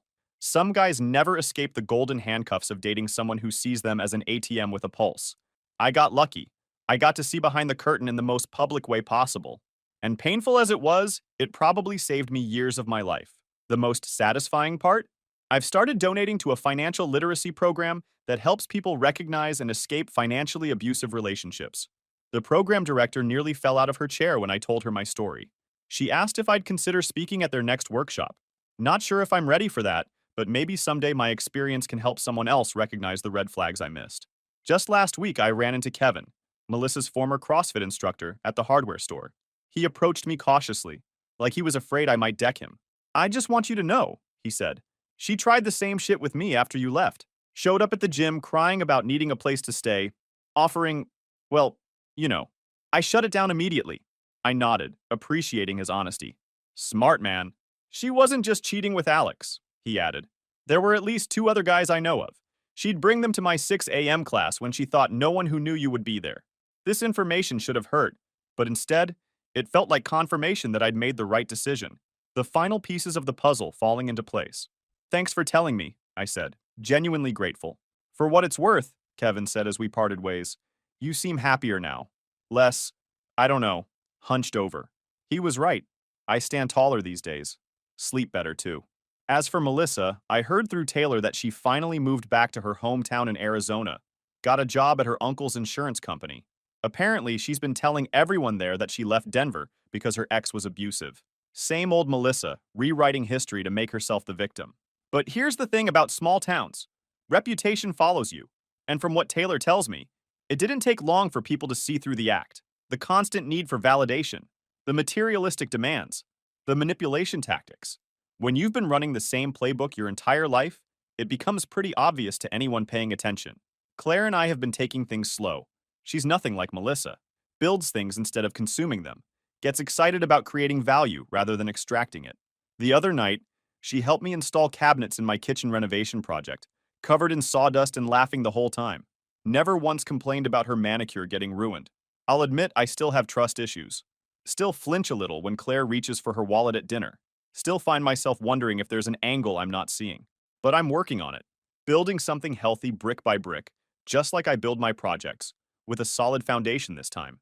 So if you're reading this and recognizing your own relationship in my story, all I can say is, your self-respect isn't negotiable. And trust me, walking away from the wrong person clears the path to finding the right one. The best revenge isn't making them suffer. It's living well enough that they finally realize exactly what they lost. Story 3. My brother's fiancé falsely accused me of getting her pregnant, and my family believed her instantly. I fought back and took her to court. Now that the truth is out, my brother wants to reconcile. Hey everyone! Before we jump into today's video, I need your help. We've noticed the channel is losing some traction, and subscribing is one of the best ways you can support us. It's quick, free, and it helps us keep bringing you awesome content. Your support means the world. Let's keep this channel growing together. Thanks so much. Now let's start the video. All right, Reddit. This one's seriously messed up. My brother got engaged to a real piece of work. I ended up hiring her at my shop after my mom and brother pushed for it. A few weeks later, I had to fire her for being rude and useless. Her response? She told everyone I got her pregnant. And the worst part? My family believed her. My brother fought me and said I was dead to him. Here's what happened. I, 35 male, run a small computer repair shop in town, make a decent living, pay my taxes, and generally mind my own business. Nothing special, nothing fancy, just a normal 35-year-old guy handling his shit. I didn't think that kind of boring life could make me a target, but I was dead wrong. My older brother Raphael, 38 male, has always been the put-together guy. Married young, divorced without drama, and seemed to have his life figured out. About 3 years ago, he introduced us to Marina, 32 female, his new girlfriend who was different from his ex. She seemed calm and friendly on the surface, but there was something off about her that I noticed right away. From the first awkward dinner at my mom's house, I could see Marina wasn't what she appeared to be. She constantly dominated conversations, steered topics back to herself, and had this way of subtly putting others down while making it sound like a compliment. I remember once when my mom served dinner, and Marina commented on how brave it was that my mom still tried to cook traditional dishes at her age. Another time, she complimented my cousin's outfit by saying how courageous it was to wear those colors with her skin tone. While everyone else was falling for her act, I just kept it neutral. Didn't fake enthusiasm, didn't pretend we were instant family. I think that's when I got on her radar. She always had an angle. When people talked about their problems, she'd somehow make it about herself. Even with strangers, there was always this weird competitive edge. I once saw her argue with a cashier over a $2 coupon for 20 minutes, making the teenager almost cry. A few months later, Raphael announced they were engaged. My dad pulled me aside afterward and said, "That woman's going to be trouble for Raphael. Mark my words." He saw through the BS too, but hey, it's not our place to tell a grown man who to marry. I didn't think much of it until Raphael asked me to give Marina a job at my shop. She wanted part-time work while planning the wedding, and he thought I could help her out. When I hesitated, my mom called, insisting that family helps family, and that it would only be temporary. Raphael kept pushing, claiming I was being difficult for no reason, and in one particularly irritating conversation, said I owed him for referring some business my way last year. In the end, I agreed. Biggest mistake of my life. From day one, she was a nightmare employee. Showed up late, talked to customers like they were idiots, and treated my other employees like servants. She constantly interrupted Kevin, my lead technician, while he was helping customers, contradicting his technical advice with completely wrong information. She accidentally deleted a customer database we were supposed to recover, then blamed it on confusing procedures. And to top it off, she started changing the work schedule without telling me, giving herself the easiest shifts and pushing the heavy lifting onto others. The first week, she screwed up inventory counts so badly, we ended up ordering double the RAM modules we needed. When I mentioned it, she just shrugged and said her finance brain worked differently than my technical brain. She was always on her phone, but would quickly put it away whenever I walked by. One time, I caught her on Instagram during a customer consultation. The customer, an older guy who needed data recovery on his late wife's laptop, was explaining how important the photos were, and Marina was scrolling through vacation pictures, barely listening. The final straw came when I caught her going through private conversations on a customer's computer we hadn't formatted yet. When I confronted her, she didn't even have the decency to act embarrassed. Just smiled and said it was part of her natural curiosity. The customer was a local doctor. Those messages could have contained confidential patient information. I could have been legally liable. When I explained the severity, she rolled her eyes and said, "Nobody's going to sue you, don't be so uptight." After a month of this crap, I fired her. I wasn't a jerk about it. I documented everything, showed Raphael the evidence, and he seemed to understand. But that night, he called back after obviously talking to Marina. His tone had completely changed. "You just didn't give her a chance. She's really upset about how you treated her." "I gave her plenty of chances," I said. "I documented every incident." "Yeah, sure," he spat back. "You've always been like this. Thinking you know everything. Too good to help out your own family. She's going to be my wife. And you pull this? Screw you, man." That's when things got weird. At family gatherings, Marina would either completely ignore me or make these passive-aggressive comments that nobody else seemed to notice. Then her behavior shifted. She started finding excuses to be alone with me, brushing past me, making suggestive comments just loud enough for me to hear. I kept my distance without being disrespectful. Once, at a Labor Day barbecue, she cornered me in the kitchen. Everyone else was outside. She stood too close, asked if I was still angry with her, and ran her hand down my arm. I stepped back, told her we were good, but I needed to help my dad with the grill, and got out of there. I caught her watching me for the rest of the day with this weird smirk. Things went to absolute shit after that. 3 months ago, my shop door banged open during closing time. Raphael stormed in, face twisted with rage. "You're dead!" he shouted, loud enough that Kevin, who was finishing up in the back, came running out. "Marina's pregnant. She says you're the father. Care to explain?" I literally couldn't speak for several seconds. Then I told him he was out of his mind. I'd never touched Marina, never had any kind of relationship with her. Raphael didn't believe me. He lunged across the counter, grabbed my shirt, and had to be pulled away by Kevin. "Marina gave me details and dates that matched up," he snarled as Kevin forced him toward the door. "I can't see her making this up." Within days, my name was mud. My mother was crying on the phone about how I'd betrayed the family. My cousin Valeria sent a 3-paragraph text about how she always knew something was off about me and how I was lucky. "Marina wasn't pressing charges for what you did to her." My Uncle Dave called me directly, his voice cold. "You're shameless. Taking advantage of your brother's fiancé? You disgust me." My aunt uninvited me from a family dinner. Everyone wanted to stay away from the monster I'd supposedly become. My dad was the only one who called bullshit from the start. "That woman's been looking for a way to cause trouble since day one," he told me. "We're going to fight this." No one else, not a single other person, asked for evidence. No one questioned Marina. They took her word as sacred truth, while she walked around with this smug, victorious smile, knowing she had me cornered. But that was just the beginning, because I wasn't about to lower my head and take this. If my brother and half my family wanted to throw me under the bus, based on zero evidence, they were about to learn exactly what happens when you back the wrong horse. 2 weeks after Marina dropped her bomb, things got even worse. Instead of someone, anyone, coming to their senses and questioning her story, I found myself sinking deeper into a swamp of silence and suspicion. The accusation spread beyond family, neighbors, my mom's coworkers, people at the gym. In a town this size, word travels fast, and suddenly I was that guy. The quiet, normal computer guy who turned out to be a predator. I started noticing changes immediately. The barista at my regular coffee shop, who used to chat about weekend plans, now just silently handed over my order. The owner of the hardware store next to my shop, who I'd known for 7 years, suddenly found reasons to be in the back whenever I came in. My business took a direct hit. 3 regular clients called to cancel their service contracts within the same week, all with vague excuses about budget cuts or going in a different direction. Right. After years of satisfied service, they all coincidentally decide to cut costs the same month Marina's story hits town. It wasn't just older customers either. A tech startup that had been sending me all their hardware repairs suddenly went dark. The owner, who I'd played basketball with occasionally, stopped returning my calls. Later found out he'd switched to a shop 30 miles away rather than keep working with me. Raphael completely cut me off. Wouldn't answer calls or texts, not even to acknowledge my demand for a DNA test. His silence wasn't passive. It had weight. It was a condemnation without a trial. My mother took Raphael's side completely. She called me one night, her voice shaking, and asked if it was possible I'd done something to Marina. That was the moment I realized how deep this went. Even my own mother, who'd known me my entire life, had let doubt creep in. Possible? I said. Mom, I've never even been alone with her except at the shop, with employees and customers around. You know me. You think I'd do this? She hesitated before answering. That hesitation said everything.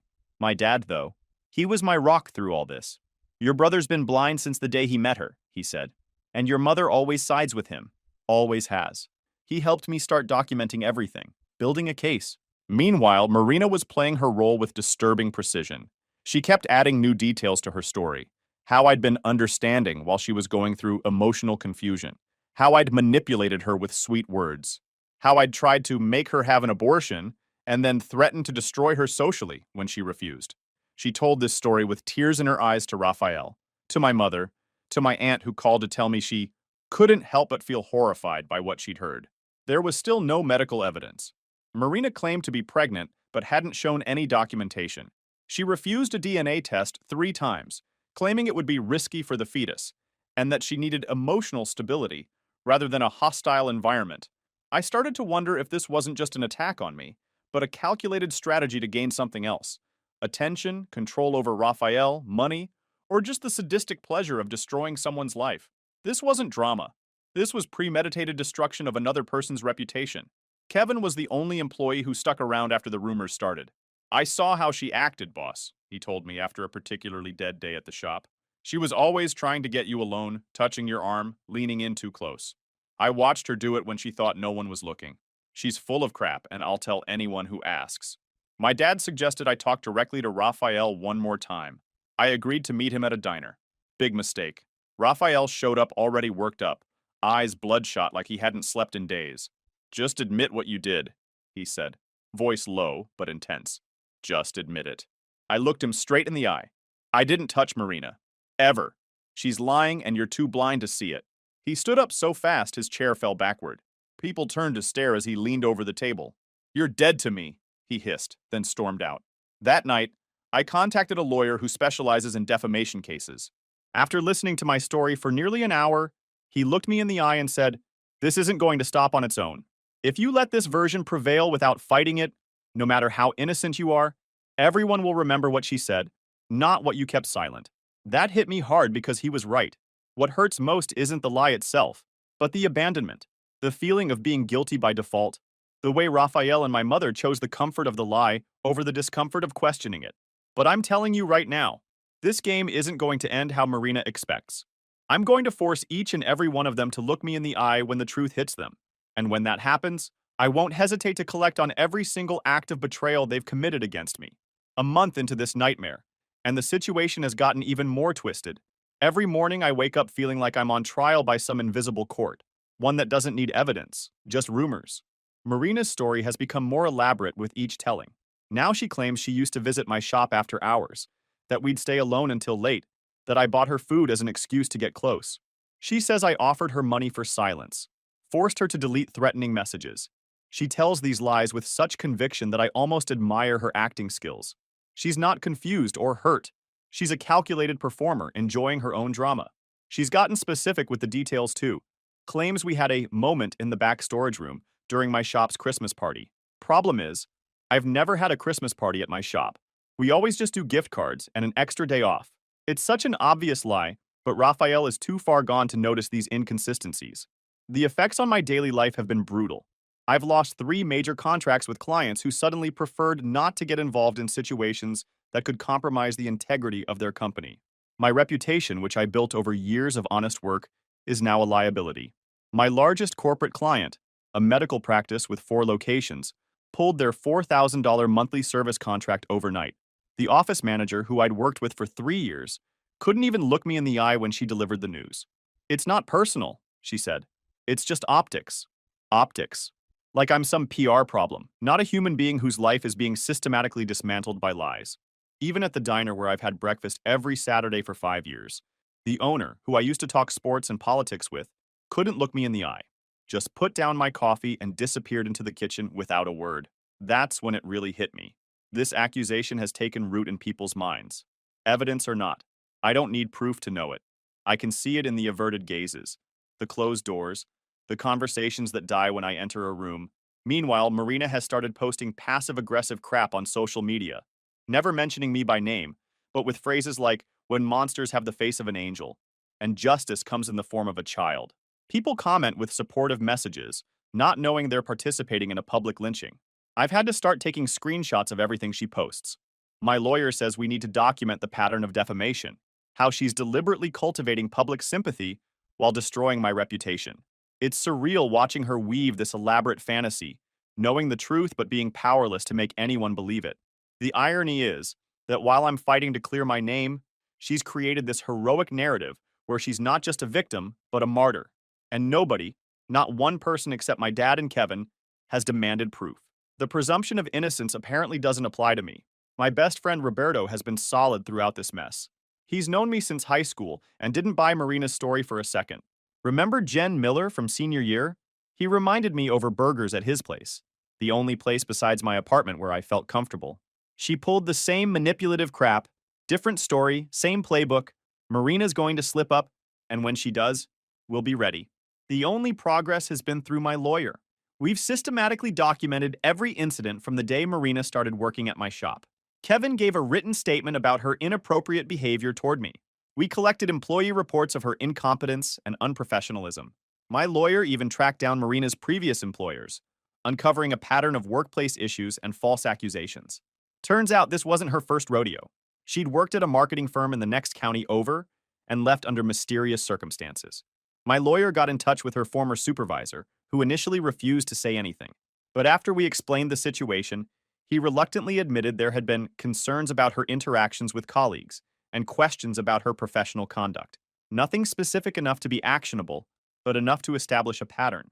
We've started the process to legally require Marina to take a DNA test once the pregnancy is far enough along that it poses no risk.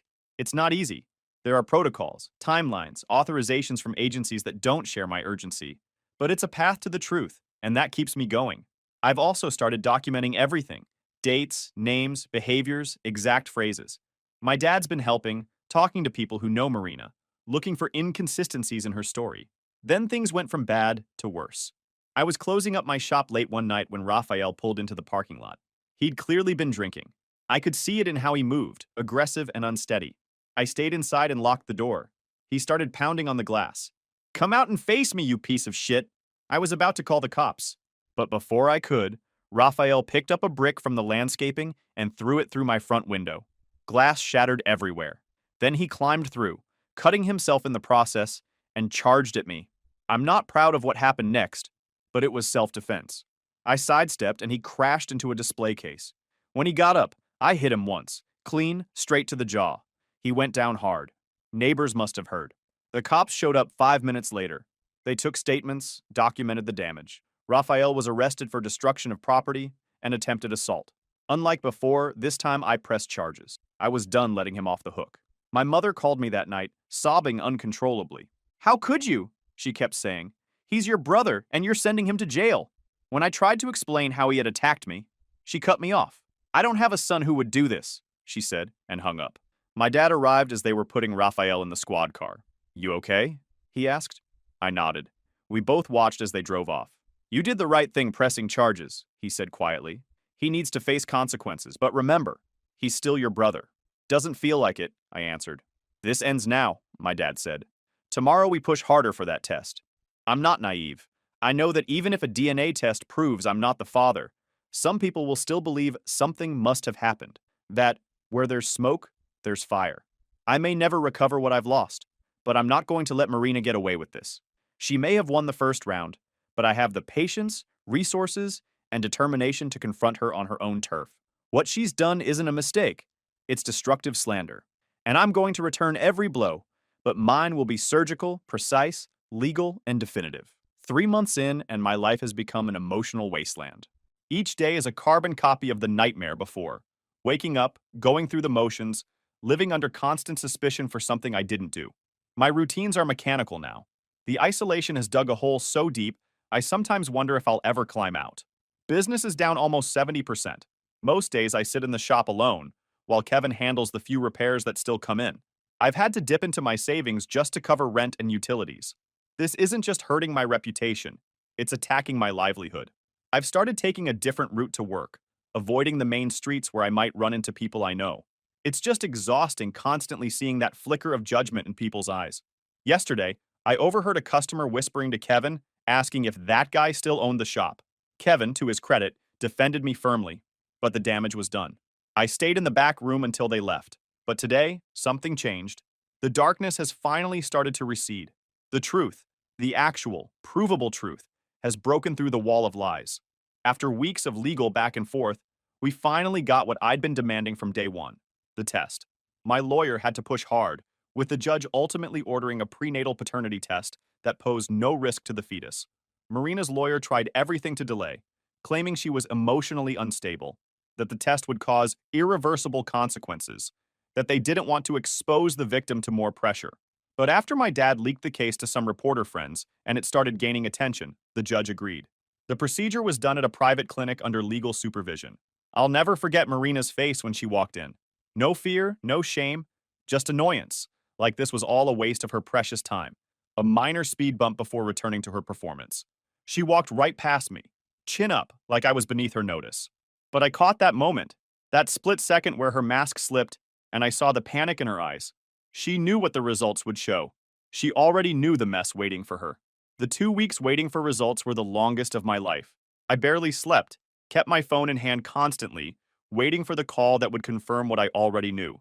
When the results finally came, I didn't react. I just sat at my desk staring at the paper.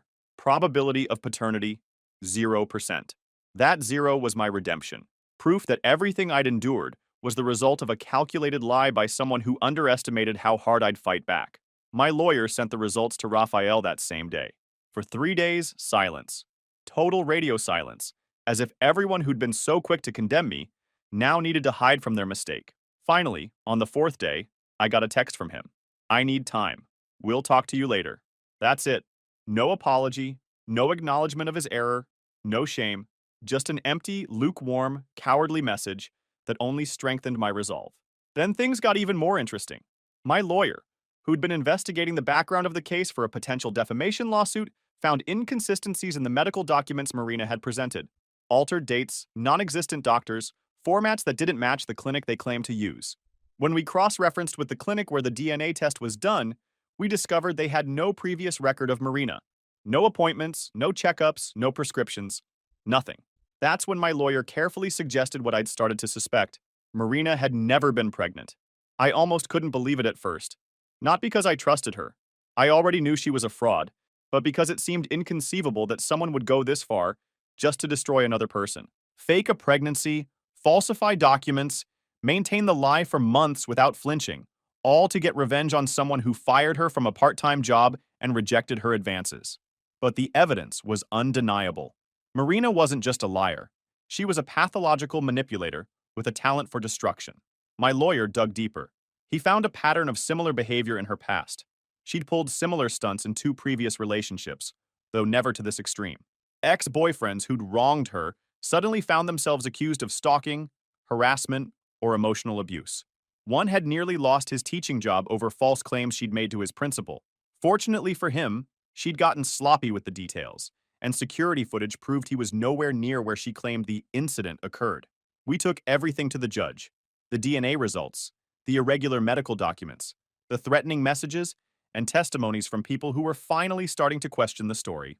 Kevin testified that he'd seen Marina making passes at me multiple times and getting angry when I didn't respond. Roberto provided screenshots of contradictory social media posts she'd made about her pregnancy. Now the house of cards is crumbling, not with a bang, but with the slow, inevitable creak of a lie that can no longer support its own weight. The next step is the legal response. For the first time in months, I can sleep without that knife in my back. The truth has given me back my voice, my name, my dignity, and now that I have those back, I'm moving toward what I've been waiting for, making her pay. Because if she thought this would end with a negative test result, she was dead wrong.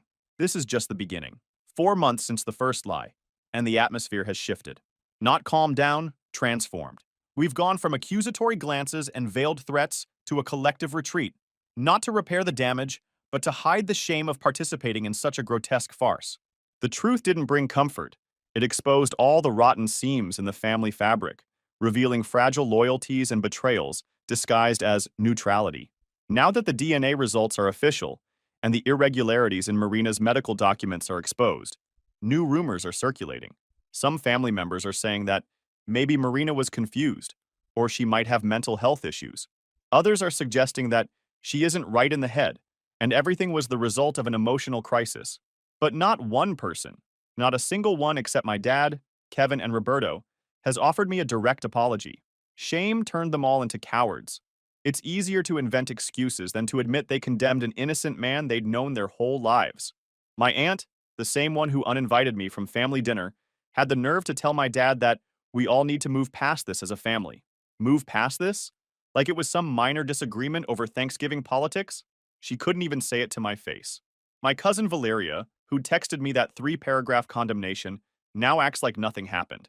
Sent me a casual invite to her kid's birthday party last week. No acknowledgement of how she'd treated me.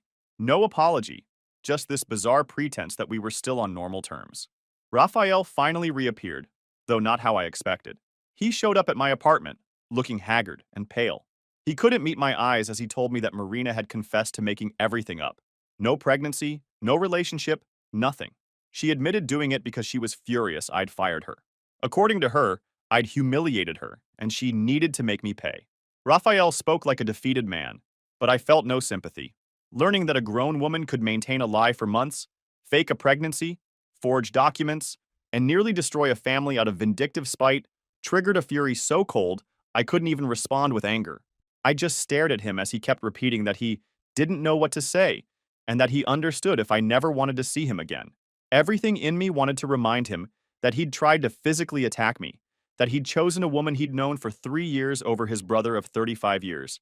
Instead, all I said was, "Get out." He tried to say more, but I held up my hand. Get the F out. He left without another word. The next day, I got a message from Marina, the first direct contact since it all began. No apology, no admission of guilt. Instead, she wrote, "I know everything got out of control, but I'm going through a hard time emotionally and didn't fully understand the consequences of my actions. Please withdraw the lawsuit. Do it for Raphael, if not for me." Reading those words, I had to check multiple times to process the audacity. This woman, who for months defamed me, who encouraged the lie, who fueled it on social media, was now asking for compassion, asking me not to destroy what she herself had dynamited. I didn't respond. Instead, I met with my lawyer and told him to proceed with the lawsuit for defamation, document forgery, and moral damages. We calculated the financial damage too, the lost contracts, the equipment I'd had to sell to keep the business afloat, the reputation damage that would take years to rebuild. It came to over $200,000 in direct losses, not counting future business impact or emotional damages. This isn't about clearing my name anymore. That's already happening. It's about establishing a precedent, about Marina and everyone who participated in this lie understanding that words have consequences, that actions have weight, and that no one has the right to destroy another person's life out of anger, envy, or resentment. Some people might call this vindictive. I call it justice. I don't care if it's slow or if the punishment isn't severe enough. What I want is a record, an official document stating in clear terms that I was defamed, that lies were told about me, that I was persecuted without reason. I want Marina to face that stain every time she applies for a job. I want her to know there's a legal ruling contradicting her whispered version of events. I want Raphael to remember that his blind faith in a lie turned me into a pariah. This isn't impulsive revenge. It's meticulous justice, a reparation that doesn't seek to shout, but to establish facts. Everyone who participated in this nightmare will face consequences with the same coldness they showed when condemning me. 6 months since the poison dart was launched, and today, looking back at the emotional storm, the losses, the isolation caused by a crafted lie, I can say that truth has not only been legally recognized, but has produced real consequences. Justice has spoken with the implacable weight of evidence, cross-examinations, forensic reports, and testimonies that dismantled Marina's artifice piece by piece. The final hearing was held last week, closing this chapter officially. But let's not kid ourselves. Wounds from this kind of betrayal don't heal with court rulings.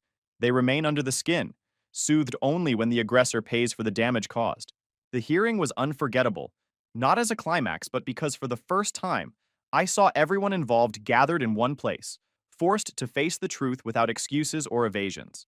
Marina arrived dressed with studied sobriety, faking a composure that crumbled within minutes of presenting evidence. When my lawyer showed the falsified documents, ultrasounds belonging to different patients, forged medical records, pregnancy certificates from non-existent clinics, there was no defense possible. It was so crude, so grotesque, so obviously built on deceit that even her attorney simply nodded and asked for clemency, citing emotional distress and temporary mental instability as mitigating factors. But then came the turning point. When the prosecution presented final evidence, clinic records cross-referenced against Marina's documents, timestamp inconsistencies, and metadata pulled from the PDFs she submitted, her lawyer leaned in and went quiet. She didn't confess. She didn't cry. She just sat there, blinking, as the reality hit. Her attorney requested a recess, came back, and quietly submitted a statement acknowledging that the documents were forged and that no pregnancy ever existed. It wasn't a breakdown, it was defeat without a fight. Raphael sat through the entire confession, his face getting paler by the minute. Not once did he look my way. My mother wasn't there. She'd claimed illness, which my dad later told me was just shame she couldn't face. My dad sat behind me the entire time, a solid presence at my back. Kevin and Roberto flanked me on either side, the only people besides my father who had believed me from the start. When the judge announced the ruling, my dad put his hand on my shoulder. That simple gesture meant more than 1,000 words. The ruling was clear. Marina committed aggravated defamation, document forgery, and moral damages. She was ordered to pay a significant fine in installments over several years, plus a restraining order, preventing her from approaching or communicating with me for at least 3 years. It wasn't a prison sentence. That's not what I wanted. What I sought was a precedent, an official document validating everything I'd said from day one. Something that restores, even partially, the dignity taken from me by a woman who played victim without caring who she destroyed. The judge also ordered her to post a public retraction on the same social media platforms where she'd spread the lies. Within 24 hours, she had to explicitly state that she had falsely accused me, that there was never any relationship between us, and that she had fabricated the entire pregnancy. Since the ruling, I've received messages from relatives who previously turned their backs on me. Some offer vague excuses about not knowing what to think, or wanting to stay out of it out of prudence. Others have opted for total silence, hoping time will erase their complicity. Raphael tried calling multiple times. I blocked his number. Whatever he has to say, I'm not interested. The brother I knew would never have believed those lies, would never have tried to physically harm me, would never have abandoned me when I needed him most. My mother sent a tearful voicemail, begging me to talk to her. I haven't returned the call. Some betrayals run too deep to be fixed with tears and apologies. 1 year has passed. My business has not only recovered, but expanded. It wasn't overnight. For months, I worked with a half-dead schedule, scraping by with part-time repair jobs and one loyal client who didn't care about the rumors. I knew silence wouldn't clear my name, so I did what I do best, fixed things myself. I posted the court verdict and my full side of the story on the business website, pinned it on our Google reviews, and let the receipts speak. One of the bigger clients who dropped me? They came back after their legal team saw the ruling.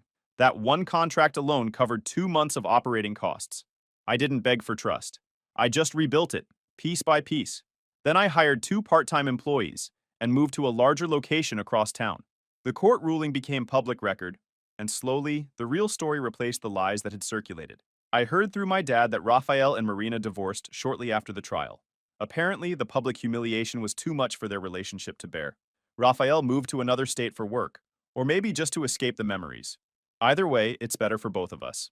He tried reaching out again last month, a letter this time, handwritten, saying he wanted to make amends, that he'd been blinded by love and manipulated by a professional liar. He said he missed his brother and wanted to rebuild our relationship. I burned the letter without finishing it. Some bridges, once burned, should stay that way. My mother and I have an uneasy truce. We see each other at holidays, exchange pleasantries, but the warmth is gone. She chose sides when it mattered most, and that's not something I can forget, even if I've technically forgiven her. My dad and I are closer than ever. He stood by me when it counted, never doubted me for a second. We have dinner every Sunday now, a new tradition born from the ashes of the old family dynamics. Kevin got promoted to shop manager, a position he earned by staying loyal when it would have been easier to bail. Roberto and I still meet for drinks every week, our friendship stronger for having weathered the storm. As for Marina, she moved across the country after failing to make the first 3 payments on her fine. My lawyer says this is common, People think they can outrun court judgments by relocating. What she didn't realize is we were ready. We filed to enforce the judgment in her new state. A few anonymous negative reviews popped up on my business profile not long after she moved. Same writing style, same weird punctuation. We flagged them. Built a digital paper trail. If she keeps trying to play games, we'll nail her for harassment next. The truth may have set me free, but it didn't restore everything I lost. Some friends never came back. Some family relationships remain strained or broken. Some potential clients still hear whispers and choose to take their business elsewhere. But I've rebuilt something stronger from the rubble.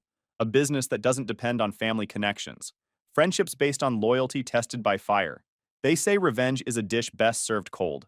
I disagree. Justice, real justice, isn't revenge at all. It's restoration. And that's what I got.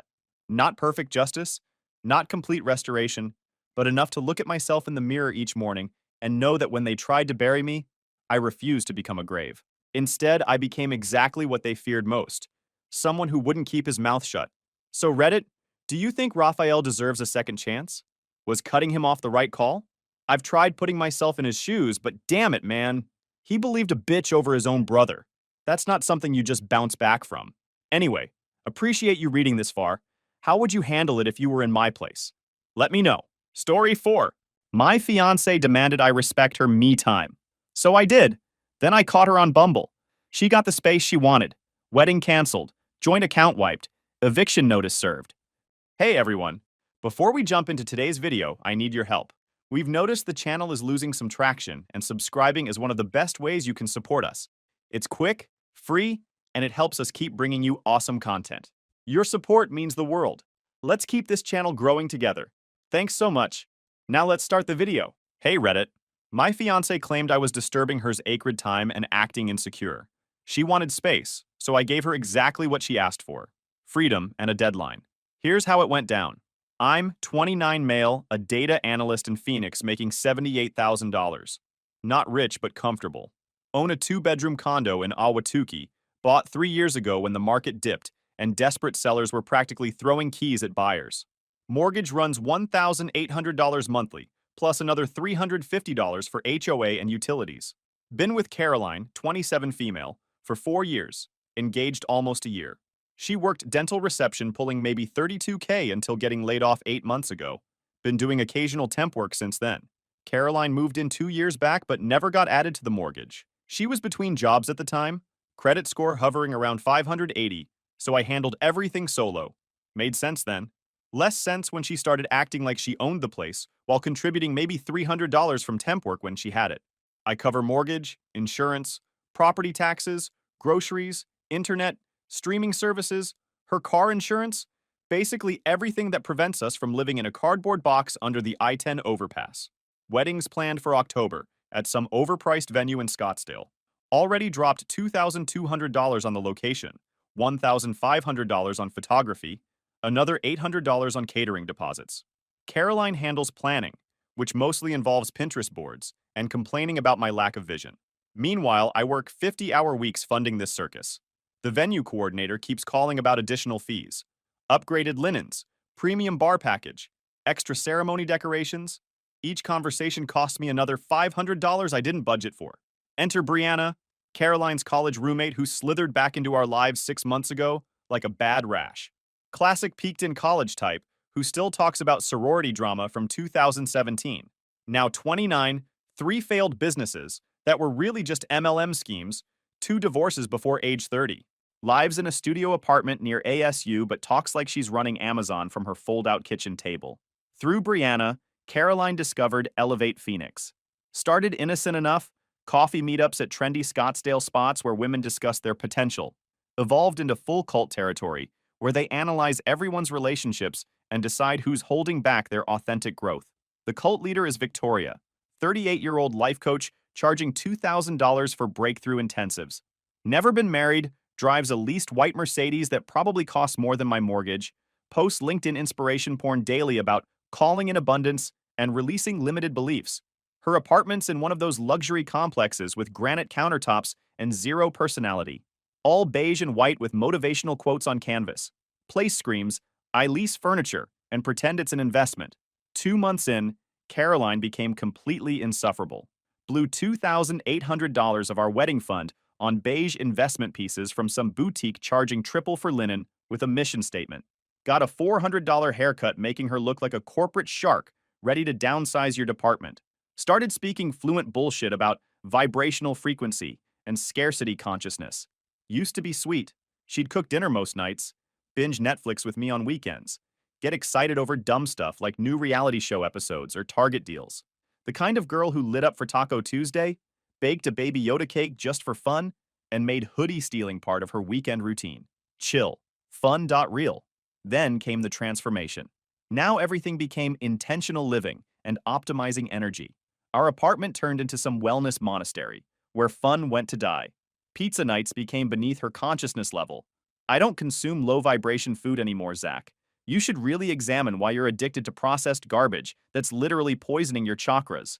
My gaming sessions were pathetic entertainment addiction that keeps you trapped in mediocrity instead of actualizing your highest potential. Sunday football turned into lectures about primitive tribal behaviors and how evolved people don't need sports to feel connected. Even basic conversation became exhausting. Ask about her day, get a sermon about energy management, mention work stress, get advised to shift my mindset around abundance blocks. Then came the ultimatum disguised as spiritual growth. I require Wednesdays and Saturdays completely uninterrupted for my expansion work. This is non-negotiable. You can find something else to do during my sacred time. Not a request. A demand from someone contributing maybe 15% to household expenses. She'd leave 6 p.m. sharp those nights, dressed like she was interviewing for executive positions. Claimed she was attending manifestation circles and sisterhood gatherings. Sure. And I'm manifesting a girlfriend who pays half the bills and doesn't lecture me about my toxic masculinity for wanting to watch sports. The territorial takeover escalated faster than Russian troops in Ukraine.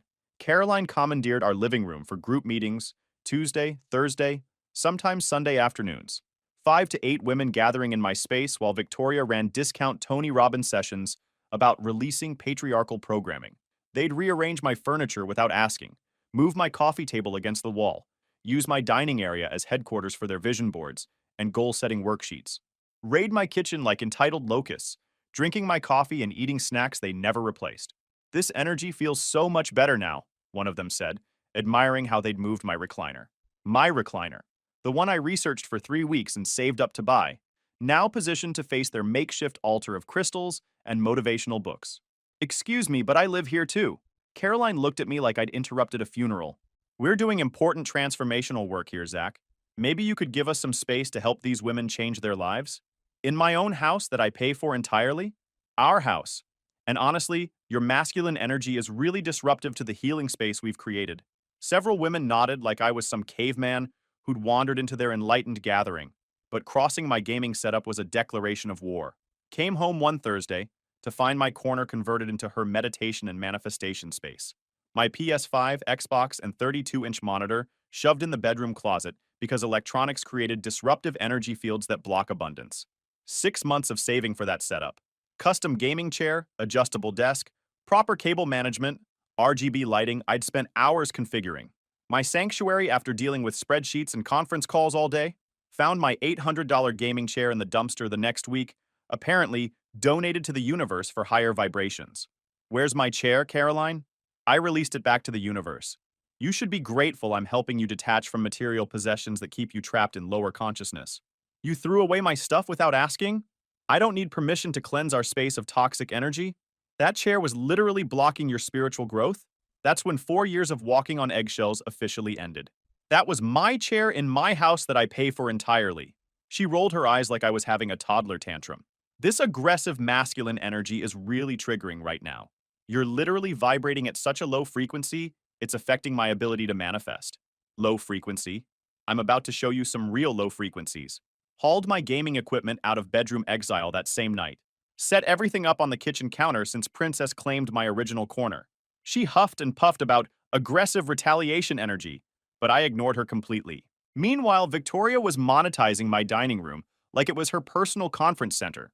Came home early one Friday to find her charging 3 women $300 each for private breakthrough intensives, while Caroline played unpaid assistant, handling payment processing and scheduling.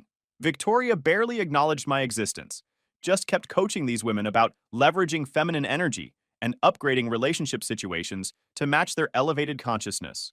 Translation: how to monkey branch from current partners while maintaining financial security during the transition. Caroline nodding along enthusiastically with every toxic suggestion, like she was taking notes for her master's thesis in relationship sabotage. Maybe you could use the bedroom while we finish our transformational session, Caroline suggested when I grabbed lunch from my own refrigerator. Maybe you could use literally anywhere else that isn't my house, I replied. Victoria's perfectly sculpted eyebrows shot up like I'd committed some social crime. Caroline looked mortified by my audacity. Good. My internet became completely unusable. Caroline streaming 8-hour empowerment sessions daily, burning through our data cap by week 2 every month. When I mentioned upgrading our plan, she got nasty fast. Maybe if you weren't so controlling about shared resources, you'd understand that my entrepreneurial development is more important than your little video games.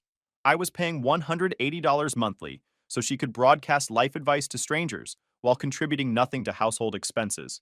Her phone behavior went from casual to Fort Knox security overnight.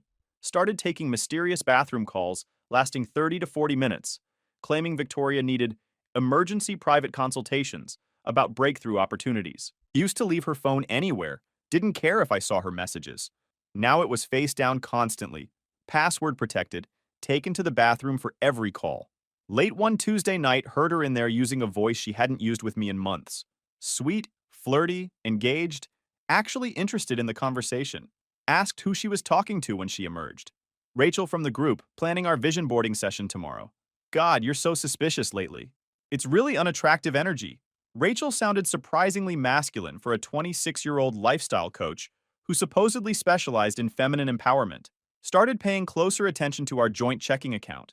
What I discovered made my stomach drop.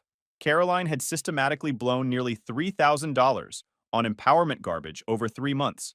$800 for Victoria's breakthrough transformation courses. $1,200 for private mentoring sessions.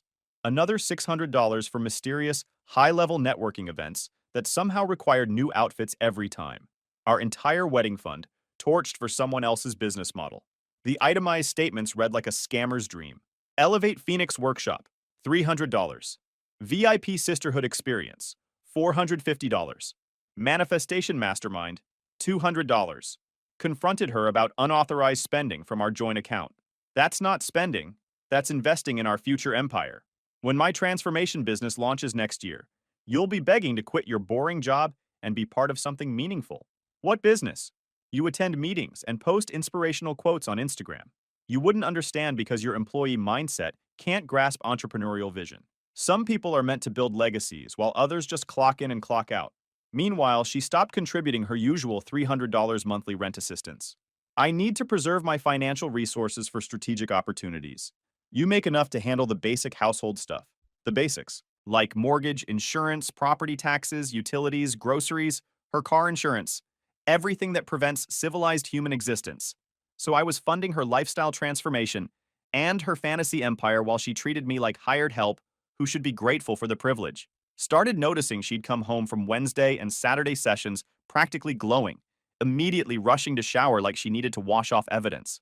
She'd hum while getting ready for these events, put more effort into her appearance than she had for our own dates in months. New lingerie appearing in the laundry. Expensive stuff I definitely didn't buy, still had tags when I spotted it drying on the bathroom door. Another manifestation circle tonight, I asked one Wednesday evening as she applied makeup like she was going to prom. It's called personal development, Zach. Maybe you should try investing in yourself instead of judging what you don't understand. For spiritual growth, she sure was dressing like she had dinner reservations at the Four Seasons. Phone behavior became absolutely paranoid. Started taking every call outside, claiming Victoria needed emergency breakthrough consultations at all hours. One night around 11 p.m. heard her in the bathroom again, talking in that sweet voice. I know, right?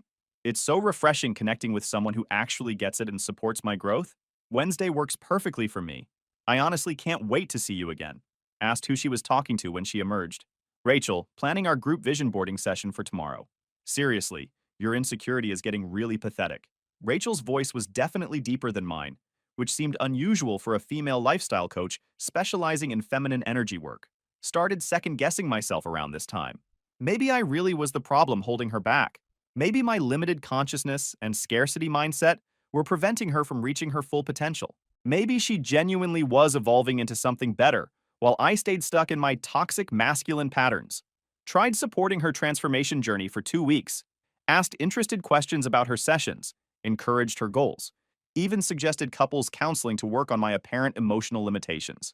Finally, she said with relief, I've been waiting months for you to acknowledge your problems and commit to growth. That's when the universe handed me perfect clarity wrapped in a notification sound. Using the bathroom one evening when her phone lit up on the counter with a series of notifications. New match on Bumble. Tyler sent you a message. Hey, gorgeous. Free tomorrow night. Your daily matches are ready to browse. My engaged fiancé actively shopping for replacements while wearing the $3,800 engagement ring that cost me 3 months of overtime. Dating other men in the same apartment I paid for. Wearing clothes I bought. Eating food I provided. 4 years together. Wedding I was killing myself financially to fund. Future I'd been planning and saving for. She was monkey branching while calling me insecure and pathetic. Her active conversations were right there on the screen. Multiple guys messaging her, looking for something real with someone who appreciates growth and ambition. Profile photos taken in our bedroom, wearing outfits I'd paid for. Messages going back weeks. Dinner plans, coffee dates, late night conversations about how her current relationship was holding her back from her true potential. One of the guys she messaged? Tyler. I didn't know him, but turns out he used to work 2 cubicles over from my buddy Chris. Casual chat over lunch, Chris mentioned seeing Caroline's profile. Your fiancé's on Bumble, right?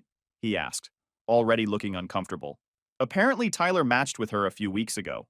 Said she told him she was technically living with someone, but it was basically over, and she was in a transition phase.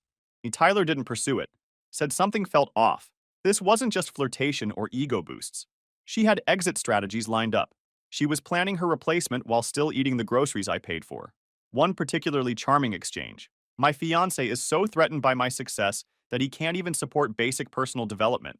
I'm ready for a real man who celebrates strong women instead of trying to control them. Another winner.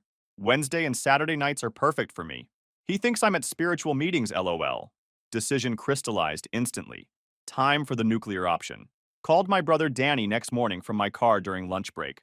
34, runs his own electrical contracting business. Zero tolerance for relationship nonsense after his own divorce 3 years back. She's cheating. Multiple dating apps, meeting guys during her sacred transformation time. Shit. How'd you find out? Saw her phone notifications? Active conversations, meetup plans, the whole thing. Damn, Zach. What's the play here? Scorched earth. I'm completely done subsidizing someone who has zero respect for me. Good. What do you need from me? Legal backup when I end this? And moral support for the aftermath. She's going to lose her mind. About damn time, bro. When are you pulling the trigger? This week. Strike fast, strike hard, don't give her time to prepare a defense. Smart. You want me there when it goes down? Probably a good idea. She might try to make it ugly. First real call. My lawyer Steve, who'd handled my condo purchase and business contracts. She's not on the mortgage or lease? Nope. My name only on everything. She's been paying maybe $300 a month when she feels like it. Clean 30-day notice then. Legally, she's just a house guest who's overstayed her welcome. Started systematic damage control immediately. Wedding vendors, joint accounts, shared subscriptions, documentation for everything. Some vendors kept deposits, but cutting losses beat paying divorce lawyers later. The venue coordinator was surprisingly understanding. Happens more than you'd think. We'll credit what we can toward cancellation fees. Caroline had zero clue what was brewing. Too wrapped up in her transformation journey to notice me working from home more often, making strategic phone calls, organizing financial paperwork, consulting with legal and financial advisors. Wednesday, she performed her usual pre-date ritual. 2 hours getting ready for her manifestation workshop with Victoria's group. Full makeup, tight dress, expensive perfume for spiritual consciousness expansion. Another advanced manifestation session tonight? We're doing partnership visualization work. Really high-level material that you probably wouldn't understand yet. The condescending tone was perfect motivation for what was coming. Left at 6:30 sharp, humming some pop song and checking her phone constantly for messages from her divine partnerships. Thursday, I executed phase 1 at the bank, removed Caroline's access from our joint account, transferred remaining funds to my personal checking. Felt damn satisfying watching her name disappear from my financial accounts. Closed our joint credit card too. She'd run up $1,200 in charges over the past month, mostly at restaurants and clothing stores during her transformation journey. Friday, everything was locked and loaded. Legal eviction notice prepared, wedding vendors contacted, financial accounts secured, Documentation organized. Saturday was her next sacred transformation night. Perfect timing for the main event. Danny came over Friday evening for moral support and witness protection. You absolutely sure about going nuclear like this? She made her choice months ago when she started treating me like garbage while I funded her fantasy life. Time for adult consequences. Good for you, man. She's been walking all over you for way too long. Time to remind everyone whose house this actually is. Saturday evening, Caroline performed her weekend ritual. Extended shower, careful hairstyling, professional makeup, new dress I'd never seen before but somehow appeared in our closet. Asked her about another high-level manifestation circle with the sisterhood. She explained they were doing divine partnership calling tonight. Victoria apparently said she was finally ready for the advanced curriculum after all her breakthrough work. The irony was absolutely beautiful. Calling in divine partnerships while wearing my engagement ring and clothes I'd purchased, in preparation for meeting men she'd found on dating apps. She practically floated out the door at 6:30, radiating excitement for her spiritual development session. 11:20 p.m., key turned in the lock. Caroline walked in practically glowing with satisfaction, immediately checking her phone for messages from her evening's divine partnerships. Hair slightly messed up, makeup touched up in a car mirror. That satisfied expression women get after particularly good dates. How was the manifestation session with Victoria's group? Incredible breakthrough tonight. I'm completely clear now about what I deserve in relationships and what energy has been holding me back from my highest good. Funny you should mention deserving things and breakthrough clarity. Handed her the manila envelope. Official legal letterhead, proper formatting, everything Steve recommended for maximum psychological impact. She scanned the contents, facial expression shifting from confused to concerned to full panic mode. Zach, what the hell is this supposed to be? 30-day eviction notice? You have exactly 1 month to find alternative living arrangements. This is completely insane. You can't just kick me out of our home. My name's on the mortgage. You contribute maybe 10% to actual expenses. Legally speaking, you're a house guest whose welcome officially expired. But we're engaged to be married in October? We're engaged. Canceled the wedding yesterday morning. All vendors have been notified. Oh, and I'll need my grandmother's ring back immediately. She instinctively clutched her left hand protectively. Zach, please, we need to talk about this. The ring. Right now. She slowly twisted it off her finger, like she was removing part of her identity. $3,800 worth of diamond and platinum sitting in my palm like concentrated vindication. That's when the spiritual transformation mask fell off completely, revealing pure entitlement and rage underneath. You can't do this to me. I've invested 4 years of my life in this relationship, and I've invested about $60,000 in actual money. Time to cut losses and move forward separately. This is about the empowerment group, isn't it? You're threatened because I'm finally growing beyond your emotional limitations. Actually, it's about Tyler from Bumble, and Jake from Hinge, and whatever other divine partnerships you've been manifesting during your sacred Wednesday and Saturday transformation sessions. Her face drained of color like someone had pulled a plug. For the first time in months, Caroline was completely speechless. Her righteous indignation vanished, replaced by that deer-in-headlights look you only get when someone realizes they just blew their last life. I can explain that. No need. Her messages were pretty self-explanatory. Looking for a real man who appreciates strong women, while wearing the ring I bought, and planning your exit strategy. She tried to formulate some explanation, but we both knew there wasn't one that would matter. Monday morning brought the feminist cavalry. Multiple car doors slammed outside around 10 a.m. Victoria's white Mercedes, Brianna's beat-up Honda Civic, another vehicle I didn't recognize. 4 women marched toward my front door like an intervention squad mobilizing for psychological warfare. They didn't bother knocking. Caroline used her key and led them into my living room, like they owned the place and were conducting an emergency board meeting. We need to address this situation immediately, Victoria announced, settling into my leather recliner like she was chairing a corporate takeover meeting. Get the hell out of my house. Caroline has established legal rights here. What you're doing constitutes housing discrimination and financial abuse. We're here to advocate for her protection. Danny, who'd been expecting this exact circus, emerged from the kitchen with a huge grin spreading across his face. Oh, perfect. The empowerment squad showed up right on schedule. This should be absolutely entertaining. Brianna jumped in with full Karen energy mode activated. You can't just discard her like garbage because she's outgrown your insecurities and emotional limitations. Danny started laughing. Outgrown what?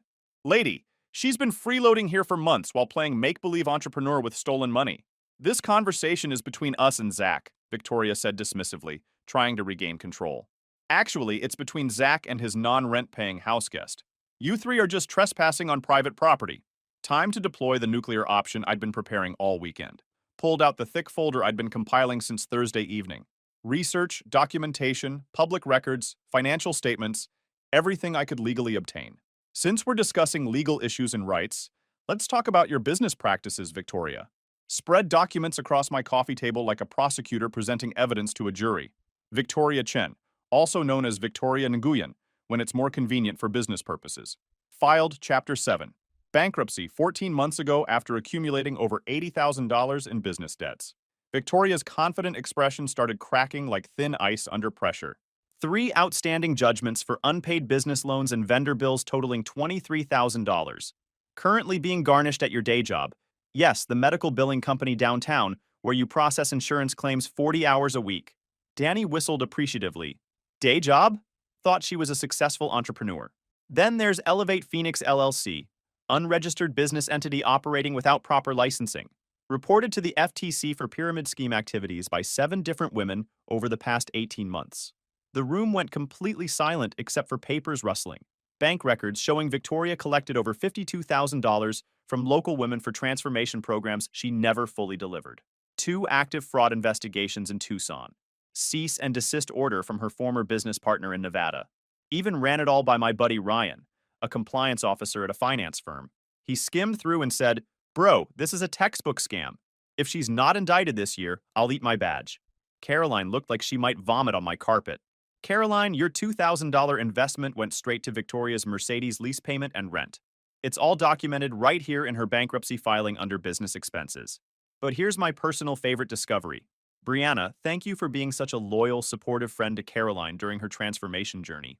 Brianna's face went nuclear red, sensing incoming artillery. Especially when you were using Caroline's dating profiles to set up your own hookups with her matches. Danny burst out laughing. Holy shit, Zach. Her own friend was stealing her dates? That's right. My coworker Tyler showed me the screenshots last week. You've been catfishing as Caroline, using her photos to arrange group meetups and threesome situations with guys she matched with. Caroline spun around to stare at Brianna in absolute horror and betrayal. Wait, there's more. Jasmine, love that social media strategist title on LinkedIn.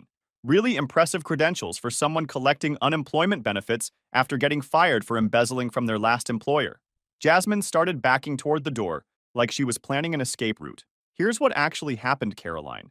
Victoria runs a classic MLM recruitment scam, specifically targeting women going through life transitions. She systematically isolates them from existing support systems, fills their heads with grandiose fantasies about entrepreneurial success, then drains them financially while programming them to view stable partners as obstacles to growth. Looked directly at Caroline with complete clarity. She coached you to see me as the enemy holding you back so you'd become more dependent on her guidance. She encouraged the dating apps so you'd have exit strategies ready when I inevitably discovered what was happening. She was setting you up to leave this relationship while maximizing what you could extract financially first. The empowerment group immediately started imploding like a controlled demolition. Brianna and Caroline arguing loudly about the catfishing betrayal. Victoria edging toward the door. Jasmine frantically deleting social media apps from her phone. Time's up, ladies, Danny announced cheerfully. Exits right behind you. They scattered like roaches when fluorescent lights suddenly illuminate a dark kitchen. Caroline lingered at the threshold, looking completely broken and lost. Zach, I swear I didn't know about most of this manipulation stuff. You knew you were cheating on me every Wednesday and Saturday for months. You knew you were lying directly to my face while I paid for everything. You knew you were spending my money without permission on someone else's business. That knowledge was sufficient. But if I was being manipulated and taken advantage of, you were a grown adult who chose to treat me like garbage while I funded your entire lifestyle. Own your choices instead of playing victim. She tried to mount some defense, then realized she had absolutely nothing left to work with. Door closed with the most satisfying click I'd heard in months. Danny grinned like he'd just watched his favorite team win the Super Bowl. Damn, bro. That was absolutely surgical precision. You just dismantled an entire criminal enterprise. Felt incredible. So what happens now? Now I enjoy the peace and quiet. 3 weeks after the great feminist exodus, my life transformed into everything it should have been all along. Victoria disappeared completely when her fraud investigation went federal. Turns out multiple agencies across 3 states were building cases against her operation.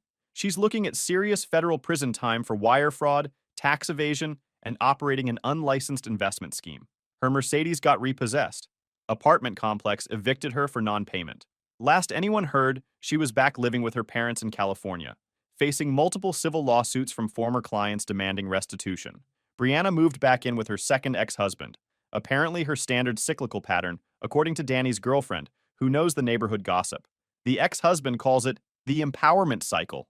She joins some self-help group, destroys her current life situation, then comes crawling back when reality crashes down. But Caroline's spectacular downward spiral provided the real entertainment value. Started with increasingly desperate voicemails about being manipulated and needing help processing her trauma. Blocked her number after the fifth sob story about how she was the real victim. Then mutual friends started reporting Caroline's sightings around town. Extended stay motel near the airport. Waiting tables at Denny's during graveyard shifts. Asking everyone for small loans that became larger loans. Her parents cut her off financially after she tried to blame them for not teaching her better relationship skills. Apparently, decades of enabling their adult daughter reached a natural conclusion. Meanwhile, I was living like an absolute king in my own domain. Got my gaming setup back with serious upgrades. New ultra-wide curved monitor, premium mechanical keyboard, high-end gaming chair with proper lumbar support. Danny helped mount everything perfectly with professional cable management. Work promotion came through ahead of schedule.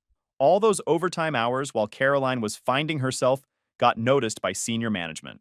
Senior analyst position, $12,000 annual raise, better benefits package, stock options.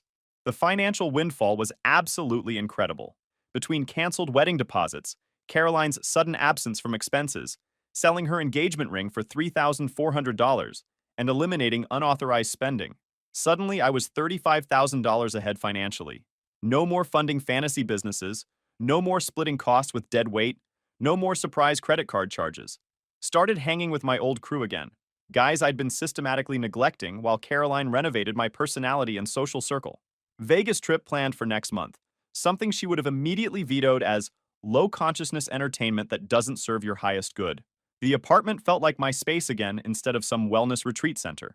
Furniture arranged for comfort instead of energy flow, normal food in the refrigerator, sports on TV without commentary about societal conditioning. Danny came over last weekend with fresh intelligence updates. Victoria's officially looking at federal charges now. Wire fraud, tax evasion, the whole package. Brianna's third divorce is getting nasty. Her husband found Caroline's dating profiles on her phone, with evidence of the catfishing scheme. Then what about Caroline herself? She's been systematically calling everyone we know begging for money and place to stay. Lost the motel room last week, officially living in her car now. Sounds like a personal problem she needs to solve independently. Gets even better. She showed up at Victoria's old apartment yesterday screaming about getting her money back. Neighbors called the cops when she started banging on doors looking for forwarding addresses. Absolutely perfect justice. But the real cherry on top of this vindication Sunday arrived Tuesday evening around 8 p.m. Doorbell rang insistently. Security camera showed Caroline looking like she'd been living rough for weeks. Hair unwashed and stringy, clothes wrinkled and stained, makeup smeared, general appearance of someone whose life had completely derailed. I let her ring it 5 more times before casually opening the door. Zach, please, I desperately need to talk to you. There's nothing left to discuss. I know I screwed up everything. I know I was completely wrong about the group and Victoria and how I treated you. But I'm literally homeless now, Zach. I'm living in my car in Walmart parking lots. Sounds like a personal problem requiring personal solutions. She started crying. Real tears this time. I spent every penny I had on that transformation program. Victoria took all my money and disappeared. Brianna screwed me over with the dating thing. My parents won't help anymore. I have absolutely nowhere to go. Should have considered those consequences before treating me like garbage for months. Please, just let me stay on the couch for a few days while I figure things out. I'll get back on my feet quickly, I promise. I'll pay you back. I've got a better idea. There's a homeless shelter on 5th Street near downtown. They serve dinner at 6. Zach, please. I'll do absolutely anything. I've learned my lesson. Anything? Here's exactly what you're going to do. You're going to walk away from my door right now and never come back. You're going to figure out your own problems like the strong, independent woman you claim to be during your transformation. But I love you. I made terrible mistakes, but I genuinely love you. You loved my paycheck. You loved my house, providing you free housing. You never actually loved me as a person. She kept desperately begging, offering to completely change, promising to be different, swearing she'd learned valuable lessons about relationships. Caroline, You had 4 solid years to appreciate what you had here. You consciously chose to throw it all away for some fantasy lifestyle and side relationships. These are simply the natural consequences of your adult decisions. Close the door while she was still talking and making increasingly desperate promises. Watched through the security camera as she stood there for another 10 minutes, probably hoping I'd cave like I had during previous arguments. When I didn't respond or reappear, she finally walked away toward her car. Haven't seen or heard from her since that pathetic display. Heard through mutual friends that she eventually moved back in with her parents in Ohio. Working retail at Target now, posting bitter social media rants how emotionally unavailable men can't handle strong women who know their worth. Yeah, real strong. Living with mommy and daddy at 27 while folding clothes for $12 an hour. Meanwhile, I'm sitting in my clean, organized, peaceful condo with a career promotion, substantially improved finances, and complete clarity about what I want in future relationships. The best revenge isn't elaborate schemes or dramatic confrontations. It's simply refusing to subsidize people who fundamentally don't respect you, then thriving spectacularly while they face unfiltered reality. Caroline learned that lesson the hardest possible way. Sometimes you don't take out the trash. You just stop paying for it to stick around and make your life miserable. Life's pretty damn good when you finally choose yourself first. Story 5. My sister shaved my 7-year-old daughter's hair, leaving her bald. Now you look like your father, bald and ugly, she said, while my nieces laughed. A few days later, her account was frozen, the bank repossessed her house, and she was facing criminal charges. Hey everyone! Before we jump into today's video, I need your help. We've noticed the channel is losing some traction, and subscribing is one of the best ways you can support us. It's quick, free, and it helps us keep bringing you awesome content. Your support means the world. Let's keep this channel growing together. Thanks so much. Now let's start the video. Sup Reddit. So this happened almost 1.5 years ago, and I'm still trying to process it. My sister shaved my daughter's head and made fun of her, so I cut her off financially after helping for years, and pressed charges. I destroyed her life, and she still never felt remorseful for what she did. Until a few months ago, when I got the phone call that flipped everything upside down. Names changed obviously because this got pretty messy. I, 38 male, work in solar. Nothing fancy but pays the bills and then some, especially with all the green energy incentives these days. Got a good wife, 35 female, Luna, and my Princess Sophia, who just turned 7. We live in one of those quiet suburban towns where everyone knows everyone's business. My sister Livia is 35, and honestly, she's been a passive-aggressive nightmare since we were kids. You know that sibling who never says what they mean, but always finds ways to cut you down? That's her. When I married Luna, Livia gave this toast at my wedding that sounded sweet on the surface, but was actually full of backhanded comments. I'm so happy Raphael found someone willing to put up with his quirks. Luna must really love a project. Everyone laughed, but I knew what she was really saying. Livia married this loser Felix when she was 22. Dude was one of those get-rich-quick scheme guys who thought he was Jordan Belfort, but couldn't even hold down a job at McDonald's. They had 2 daughters, Clara, who's 9, and Nina, who's 8. The kids picked up their mom's passive-aggressive attitude early. Livia would teach them to say things like, "Wow, Sophia's dress is so interesting," with that fake, sweet voice. 3 years ago, Felix bounced for some other chick, leaving Livia with the kids and a mortgage she couldn't handle. Look, I'm not heartless. When your sister calls crying because the lights are getting shut off, you step up. So I did what any decent brother would do. I helped. I covered her mortgage payments, utilities, groceries, clothes for the girls, even threw in extra cash for whatever else she needed. We're talking probably $2,500 to $3,000 a month easy. Luna wasn't thrilled about it, but she understood family comes first. What I didn't expect was for Livia to turn into this ungrateful monster who acted like I owed her this lifestyle. But Livia never just said thank you, and every time we bought something nice, she had comments. New car. Must be nice to have money to burn while some of us are scraping by. Family vacation? Living the dream while the rest of us deal with reality. Never direct criticism, always wrapped in this fake understanding tone that made it worse somehow. Sophia has always been close with her cousins despite Livia's attitude. Sometimes when I'd drop her off to play, she'd come home saying weird stuff like, "Aunt Livia said my shoes are really expensive looking," or, "Clara said I talk like I think I'm better than everyone." When I asked Livia about it, she'd just smile and say, "Kids will be kids, you know how they exaggerate." I kept telling myself Livia was just stressed, but deep down her constant little digs were eating away at me. She had this way of making every conversation feel like a competition I didn't know I was in. So Sophia's friend was having this birthday party at one of those indoor play places with the climbing walls and arcade games. You know the type. Sophia was pumped because she wanted to look like a princess for the party. Luna had to work that Saturday, so I figured I'd take Sophia to get her hair done somewhere nice. That's when I made the biggest mistake of my life. I called Livia. Hey Livia, can you hook Sophia up with a special haircut today? It's for a birthday party and she wants to look extra pretty. I'll throw you some extra cash for it. Livia's response was classic passive-aggressive Livia. Oh, so now you want me to work on my day off? I mean, I guess I could squeeze in some time for the princess? I should have picked up on the sarcasm, but honestly, I was just trying to get errands done. Come on, Livia, I'll pay you well for it. Just make her feel special. Right, because feeling special is so important when you're 7. But sure, whatever. Bring her over. Just don't expect miracles. I'm not a magician. Dropped Sophia off at Livia's house around noon. She was wearing this little pink dress with sparkly shoes, bouncing around excited about the party. I kissed her forehead and told her I'd be back in a few hours after I hit the shop to finish some solar panel prep work for Monday's installation. Behave yourself, princess. You're gonna look amazing, I told her. She hugged me tight and ran inside, already chattering with her cousins. I spent the afternoon at the shop, organized some equipment, grabbed lunch, hit Home Depot for some electrical supplies. Normal Saturday stuff. Got back to Livia's around 5 p.m. to pick up my daughter. I heard screaming before I even got to the front door. Not just any screaming, the kind of crying that makes your blood freeze. The kind that sounds like someone's world is ending. At first I thought maybe one of the girls fell or something, but then I recognized the voice. It was Sophia. Before I could even knock, I heard Livia's voice cutting through the crying. Now you look like your father's failure. Bald and ugly just like him. Maybe now you won't think you're so special. Then laughter. Livia laughing, Clara and Nina laughing. I don't think I've ever moved faster in my life. I didn't knock, I didn't ring the bell, I slammed that door open like the Terminator.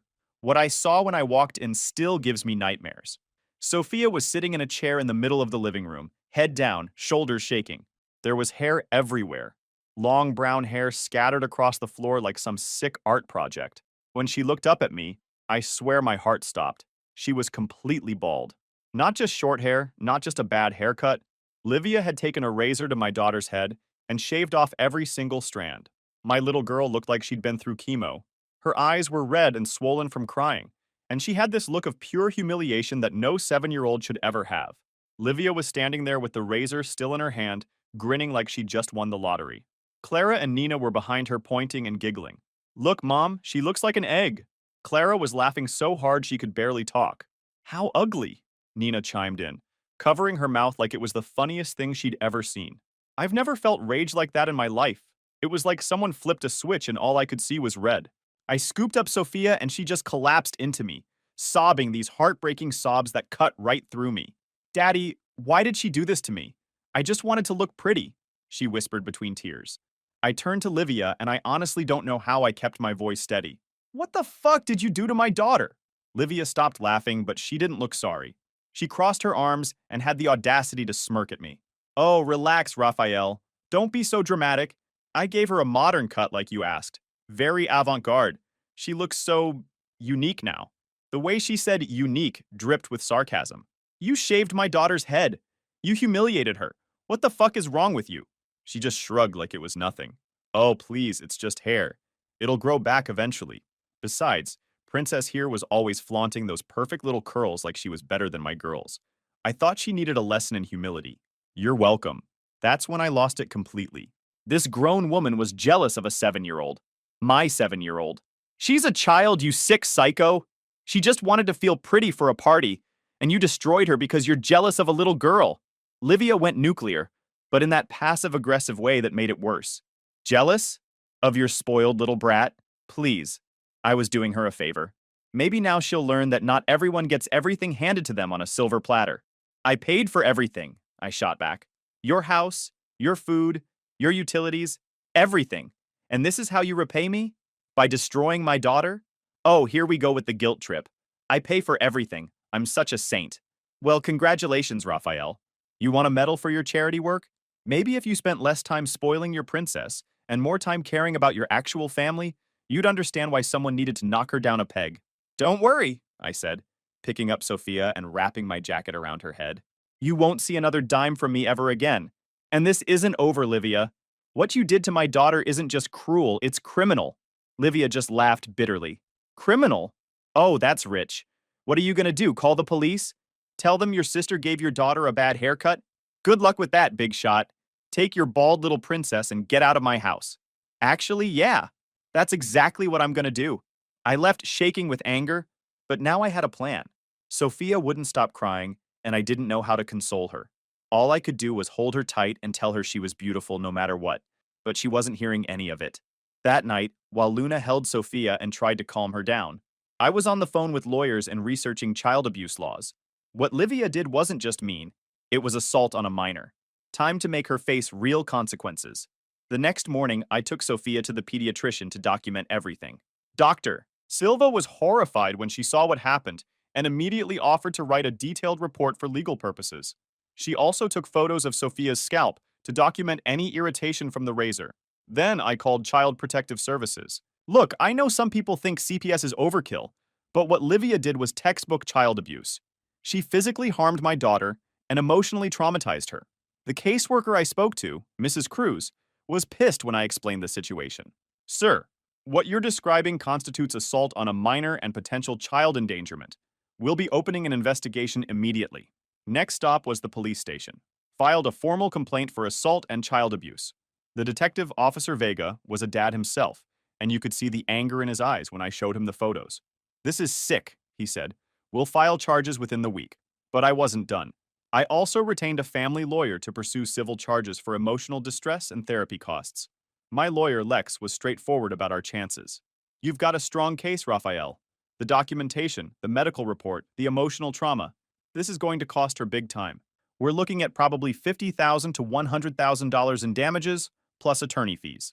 Meanwhile, I grabbed my laptop and logged into my banking app. One by one, I canceled every automatic payment I had set up for Livia. House payment, utilities, the monthly allowance I sent her, everything. Took about 10 minutes to destroy 3 years of financial support. But that wasn't enough. I called my buddy Rico, who works at the bank where Livia got her mortgage. Now, I'm not saying I did anything shady, but I may have mentioned that the person I'd been helping with payments was no longer reliable, and that they should keep a close eye on the account. Just being a concerned citizen, you know? The next few days were rough. Sophia barely ate, refused to go to the birthday party, didn't want to see her friends. We bought her a wig, but she ripped it off crying, saying it looked fake. Took her to a child psychologist who said she was dealing with trauma from the humiliation and would need ongoing therapy. Every therapy session was another line item for the lawsuit. Livia was going to pay for every single appointment. About a week later, CPS showed up at Livia's house unannounced. Through the grapevine, I heard she completely lost her shit when they started asking Clara and Nina questions about their home life and what happened to Sophia. Turns out, when you can't pay your utilities and your house is falling apart, CPS gets real interested in your parenting situation. 2 weeks after that, the police showed up with an arrest warrant. Livia got charged with third-degree assault on a minor and child endangerment. In our state, that's up to a year in jail plus fines. She made bail, but now she had a criminal record and a court date looming. That's when the harassment started. My phone started blowing up with calls from blocked numbers. Livia screaming at me, but even her threats were passive-aggressive. I hope you're happy, Raphael. I hope destroying your sister's life was worth it. Don't come crying to me when karma catches up to you. She started showing up at the solar installation sites where I was working, but instead of just yelling, she talked to my coworkers and the homeowners. I'm Raphael's sister. Did you know he's trying to send me to prison over a haircut? Really shows what kind of person he is, doesn't it? But Livia wasn't going quietly. The harassment escalated when she found out about the civil lawsuit. The breaking point came about 3 weeks after I filed the charges.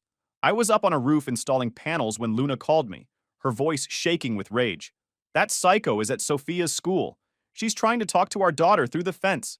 I climbed down from that roof faster than I ever had and drove straight to the elementary school. When I got there, I found Luna in the parking lot facing off with Livia near the playground fence. Sophia was safely inside with her teacher, but I could see her little face pressed against the classroom window, looking terrified. Livia was yelling something about how Sophia deserved what she got when Luna had apparently had enough.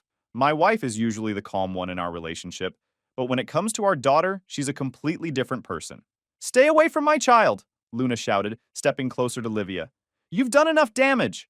Oh, please, Livia sneered with that fake sweet voice. Your little princess needed to be taken down a peg. Now she looks as ugly on the outside as she is on the inside. I did everyone a favor. That's when Luna snapped. She shoved Livia hard in the chest, sending her stumbling backward. Don't you ever talk about my daughter like that, you sick freak. Livia recovered and came back swinging, catching Luna on the side of the face with her nails. That's when I jumped between them, but not before I pulled out my phone and hit record. Livia was so focused on screaming at Luna that she didn't notice. Your whole family is trash. Livia was practically foaming at the mouth, but she still had that sarcastic edge. Your brat deserved to get her head shaved. She looks like a cancer patient now, and honestly, I hope she stays bald forever. Maybe it'll teach her some humility. And you, Raphael, you're a worthless piece of shit, just like Daddy was. Remember how he used to call you his big disappointment? Well, looks like he was right.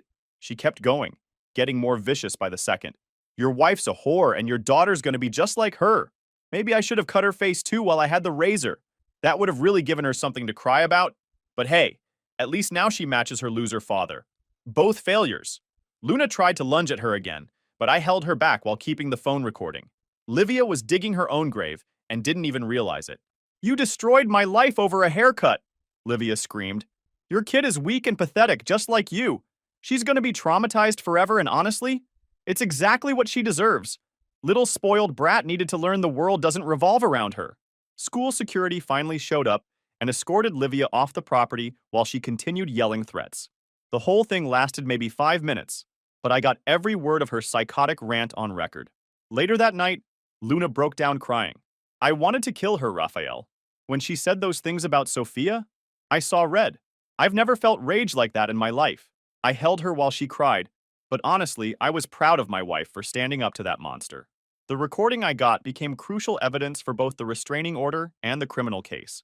Livia's own words proved she was dangerous and had zero remorse for what she'd done. After that incident, she started leaving dead rats on my doorstep. Ira called my boss trying to get me fired, telling him I was mentally unstable and probably dangerous to have around people's homes. Every time she violated the restraining order, I documented it and added it to the pile of evidence. My lawyer was practically rubbing his hands together. She's digging her own grave, Raphael. Every violation is another charge, another reason for the judge to throw the book at her. The criminal case moved faster than I expected. Livia's public defender tried to get her to take a plea deal, admit guilt, pay restitution, do community service, avoid jail time. But Livia was so convinced she was the victim that she refused and demanded a trial.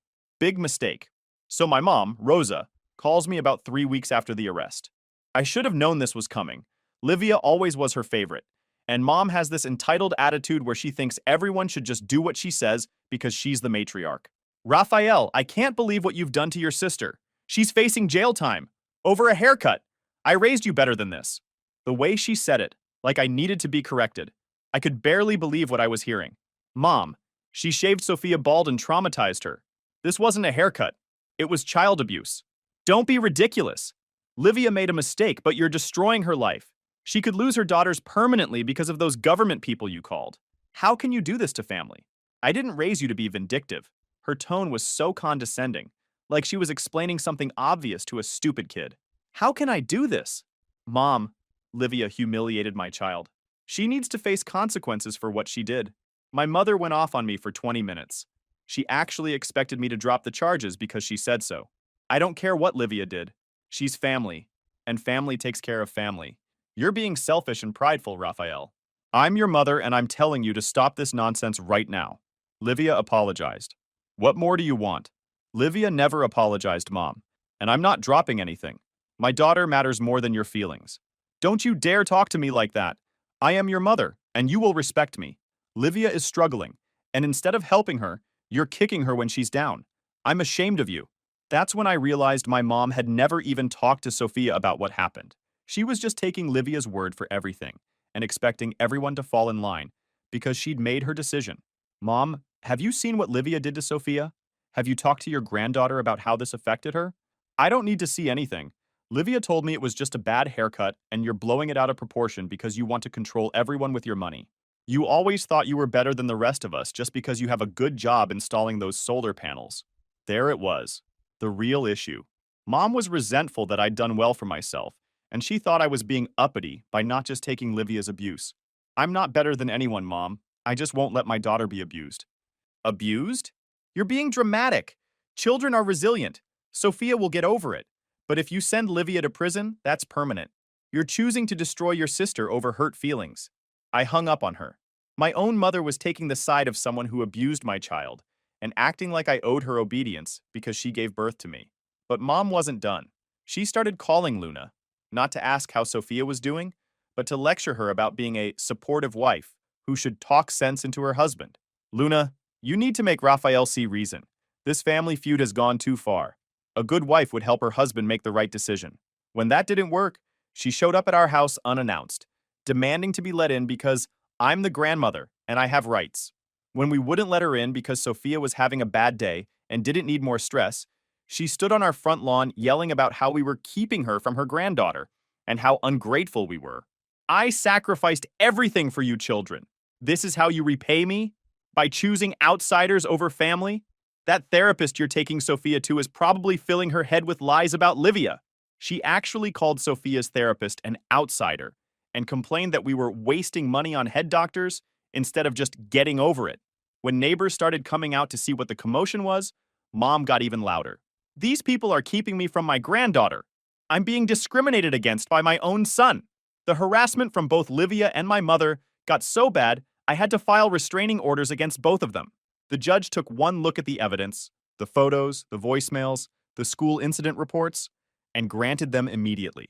But Mom's reaction to the restraining order was pure entitlement. She called me from a blocked number screaming about how I was turning the government against family and how she was going to get a lawyer and sue for grandparents' rights. You can't keep me from Sophia. I'm her grandmother. I have legal rights. You're poisoning that child against her own family. Meanwhile, Livia's life was falling apart faster than I could have planned. The bank started foreclosure proceedings on her house. CPS was breathing down her neck about providing stable housing for Clara and Nina. And Felix, her deadbeat ex-husband, suddenly got real interested in custody when he heard about the criminal charges. Family court took one look at Livia's situation, facing jail time, utilities shut off, house in foreclosure, restraining orders against her, and awarded temporary custody to Felix. Clara and Nina got shipped off to live with Daddy and his new girlfriend. But even losing her kids didn't humble Livia. She called me from jail after getting arrested for violating the restraining order, and her attitude was still the same passive-aggressive bullshit. I hope you're proud of yourself, Raphael. My daughters are gone because of you. But I guess that's what you wanted all along. To destroy my family so yours could look better. Congratulations, you did. The criminal trial happened about 4 months after the incident. I was nervous as hell, but my lawyer prepared me well. The prosecution had everything. Photos, medical reports, witness statements from Clara and Nina, who finally admitted their mom told them to laugh at Sophia. Expert testimony about psychological trauma in children. Livia's defense was basically, it was just a prank gone wrong, and my brother is a control freak who can't handle not being the perfect one. Her lawyer tried to paint me as vindictive and controlling, claiming I was using the legal system to punish Livia for not being grateful enough for my financial support. The prosecutor pressed her, Ms. Livia, do you believe it was appropriate to shave a 7-year-old child's head against her will? Livia's answer sealed her fate. I was teaching her that not everything is about looking perfect. Some children need to learn humility, especially when they're spoiled. The jury looked disgusted. One of the jurors was a grandmother who kept shaking her head. When they asked if she felt remorse, Livia said, I feel bad that everyone overreacted. It was just hair. I've apologized, but apparently that's not enough for some people. The prosecution destroyed that argument. They put Sophia on the stand. She was scared, but brave as hell. She told the judge exactly what happened, how Livia called her ugly and made fun of her, how the other kids laughed while she cried. When they showed the before and after photos of Sophia, I saw 2 jurors wipe their eyes. The jury deliberated for less than 2 hours. Guilty on both counts, third-degree assault on a minor and child endangerment. The judge sentenced her to 8 months in county jail, 3 years probation, mandatory anger management classes, and $15,000 in restitution for Sophia's therapy costs. But we weren't done yet. The civil case was still pending, and with a criminal conviction, it became a slam dunk. Livia's lawyer recommended she settle out of court to avoid even bigger damages. We settled for $80,000 plus all attorney fees, money that would go into a college fund for Sophia and cover years of therapy if needed. Livia served 6 months of her sentence and got out on good behavior. By then, she'd lost everything. The house was foreclosed, her ex had permanent custody of the girls, and she had a felony record that made finding work nearly impossible. Through family gossip, I heard she was having health problems too. Nothing specific, just that she'd been in and out of doctor's offices and looked pretty rough. Honestly, I didn't care enough to ask for details. My mother never spoke to me again after the conviction, but not before sending me a final entitled rant through my aunt. Tell Raphael he's dead to me. He chose strangers over family. When he's old and needs help, he better not come crawling back to me. I wash my hands of him and his spoiled family. Livia was right about him all along. Fine by me. I was better off without toxic people in my life, even if they were blood relatives. Meanwhile, we were fighting to get Sophia back to her normal self. The therapy was helping, but it was slow going. Some days were better than others, but you could tell she was still broken inside. The breakthrough came when she testified at trial. Something about having her voice heard, about adults taking her seriously and believing her, helped her realize she wasn't powerless. She started standing up for herself more, speaking up when something bothered her. One night while I was tucking her in, she said something that made me proud. "Daddy, I'm glad Aunt Livia went to jail. She was mean to me, and she needed to learn it's not okay." Smart kid. She understood justice in a way that apparently my own mother couldn't. Sophia's recovery was like watching a flower grow back after a storm. It took months of therapy, patience, and a lot of small victories, but she slowly became herself again. Her hair started growing back, just little fuzzy patches at first, but enough that she didn't look completely bald anymore. Luna taught her how to style it with cute headbands and scarves, and slowly Sophia started looking in mirrors again without crying. About 4 months after the trial, Sophia shocked us at breakfast one morning. "Mom, Dad, I think I want to go back to school." We'd been homeschooling her because she was too scared to face other kids, but this was huge progress.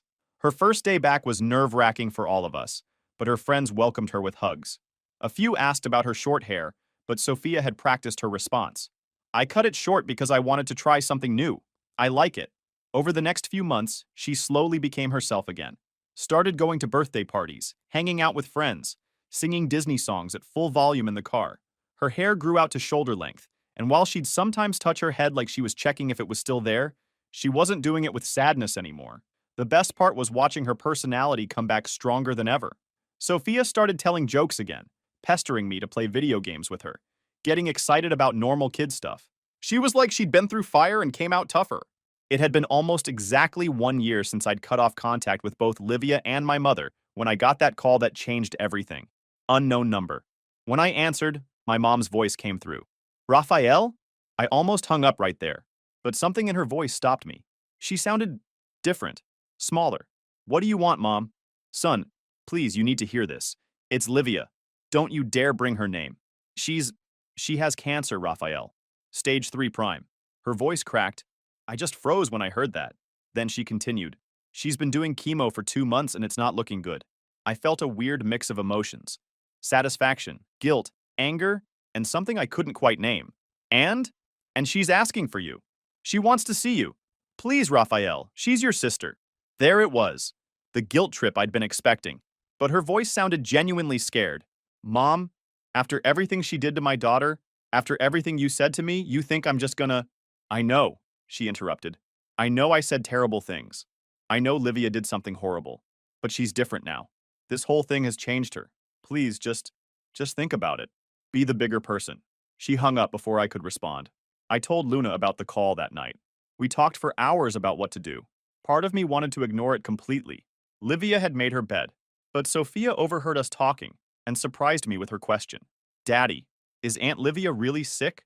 I looked at my daughter, now 8, hair past her shoulders, confident and strong, and decided to be honest with her. "Yes, baby, she is very sick." Sophia was quiet for a long moment. "Can we go see her?" That's how 2 weeks later, I found myself driving to the little apartment Livia was renting with my daughter in the back seat. Luna had stayed home. She couldn't bring herself to face Livia yet. And honestly, I understood. The woman who answered the door barely looked like my sister. She'd lost at least 30 pounds. Her face was gaunt, and she was wearing a colorful turban that couldn't quite hide how sick she looked. "Raphael," she said, her voice barely above a whisper. "You came." "Sophia wanted to see you," I replied curtly. Livia's face crumpled when she saw Sophia. "Oh, sweetheart, look how beautiful you are. Your hair."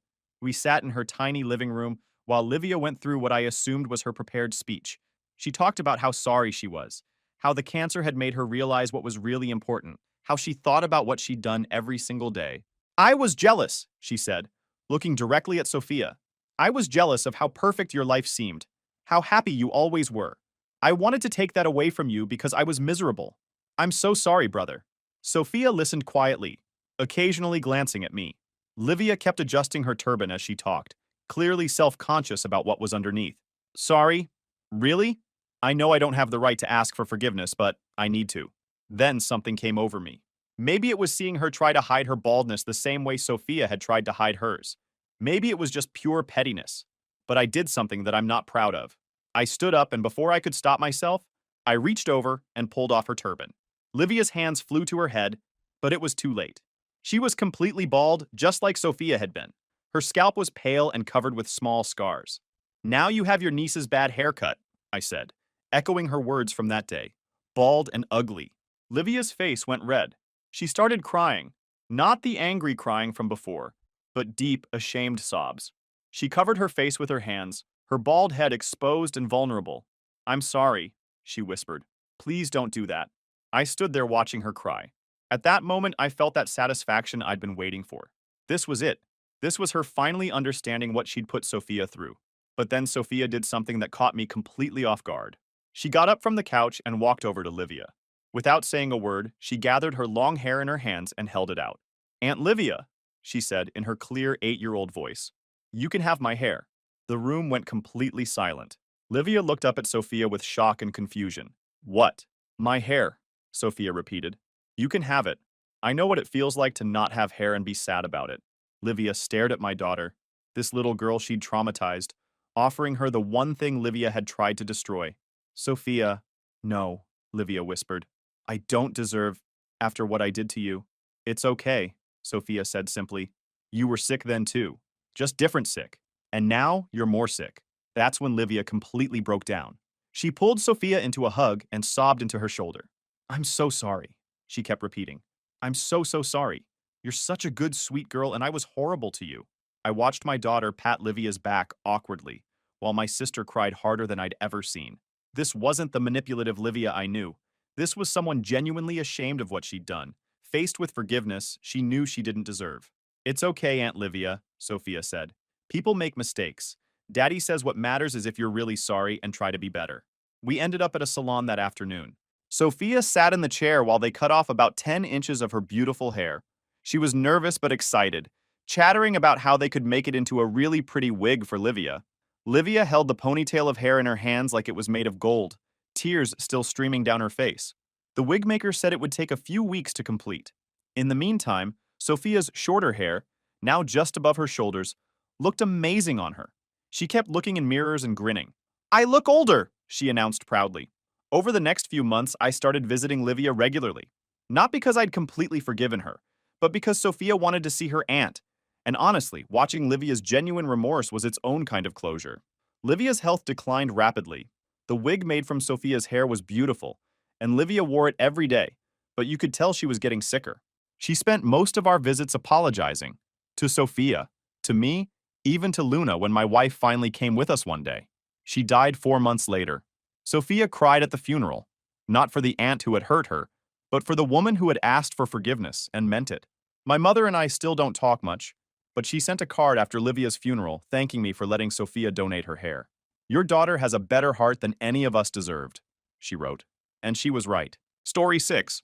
My parents wanted me to drop out of college to fund my siblings' education. I refused and got disowned.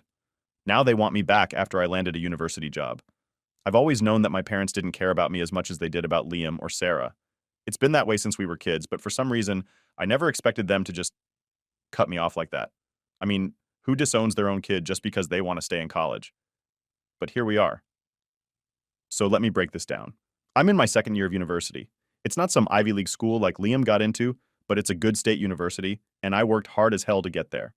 I'm doing fine, nothing spectacular, but I'm passing, and I've got some friends, which is more than I ever had in high school.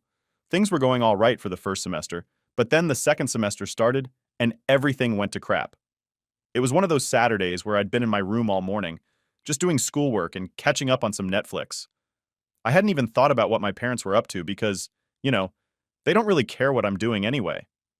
Around lunchtime, they call me downstairs like it's some kind of emergency family meeting.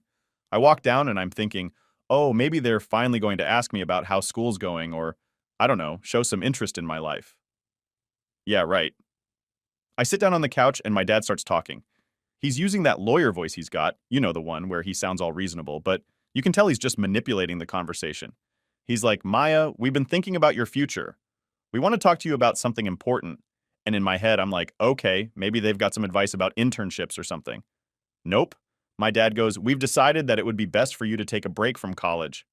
I swear my brain froze for a second. I literally didn't understand what he was saying. I asked him, what do you mean take a break? And my mom jumps in with this fake sympathetic tone.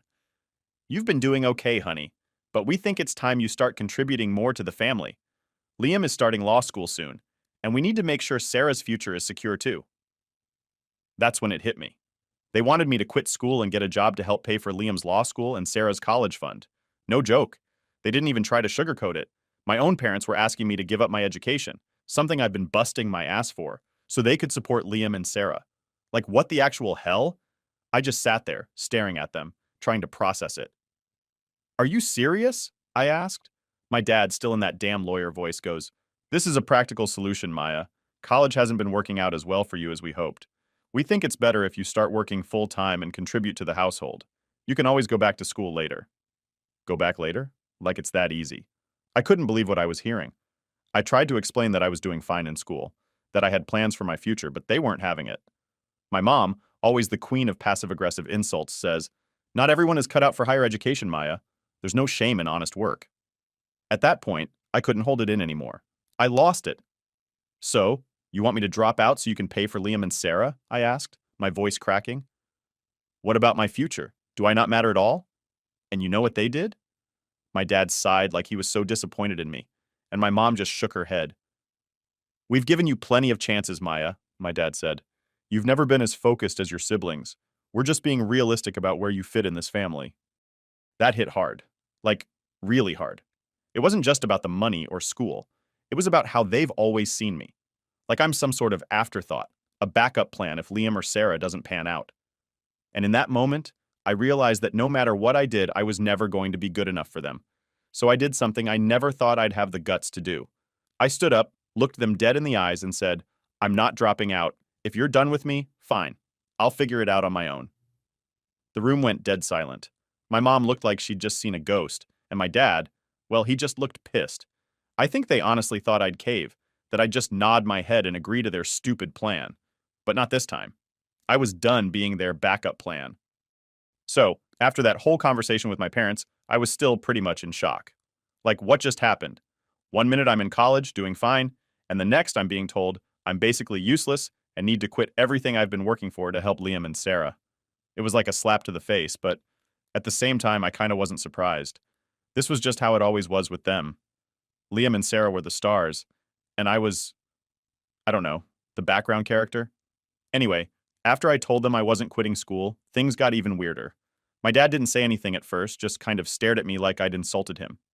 Then my mom, of course, started with the tears. Classic. She's sitting there, crying and saying, we're doing this for you, Maya. We just want what's best for the family. But all I could think was, how is this for me? They wanted to sacrifice my future to make sure Liam and Sarah had theirs set up. I was done.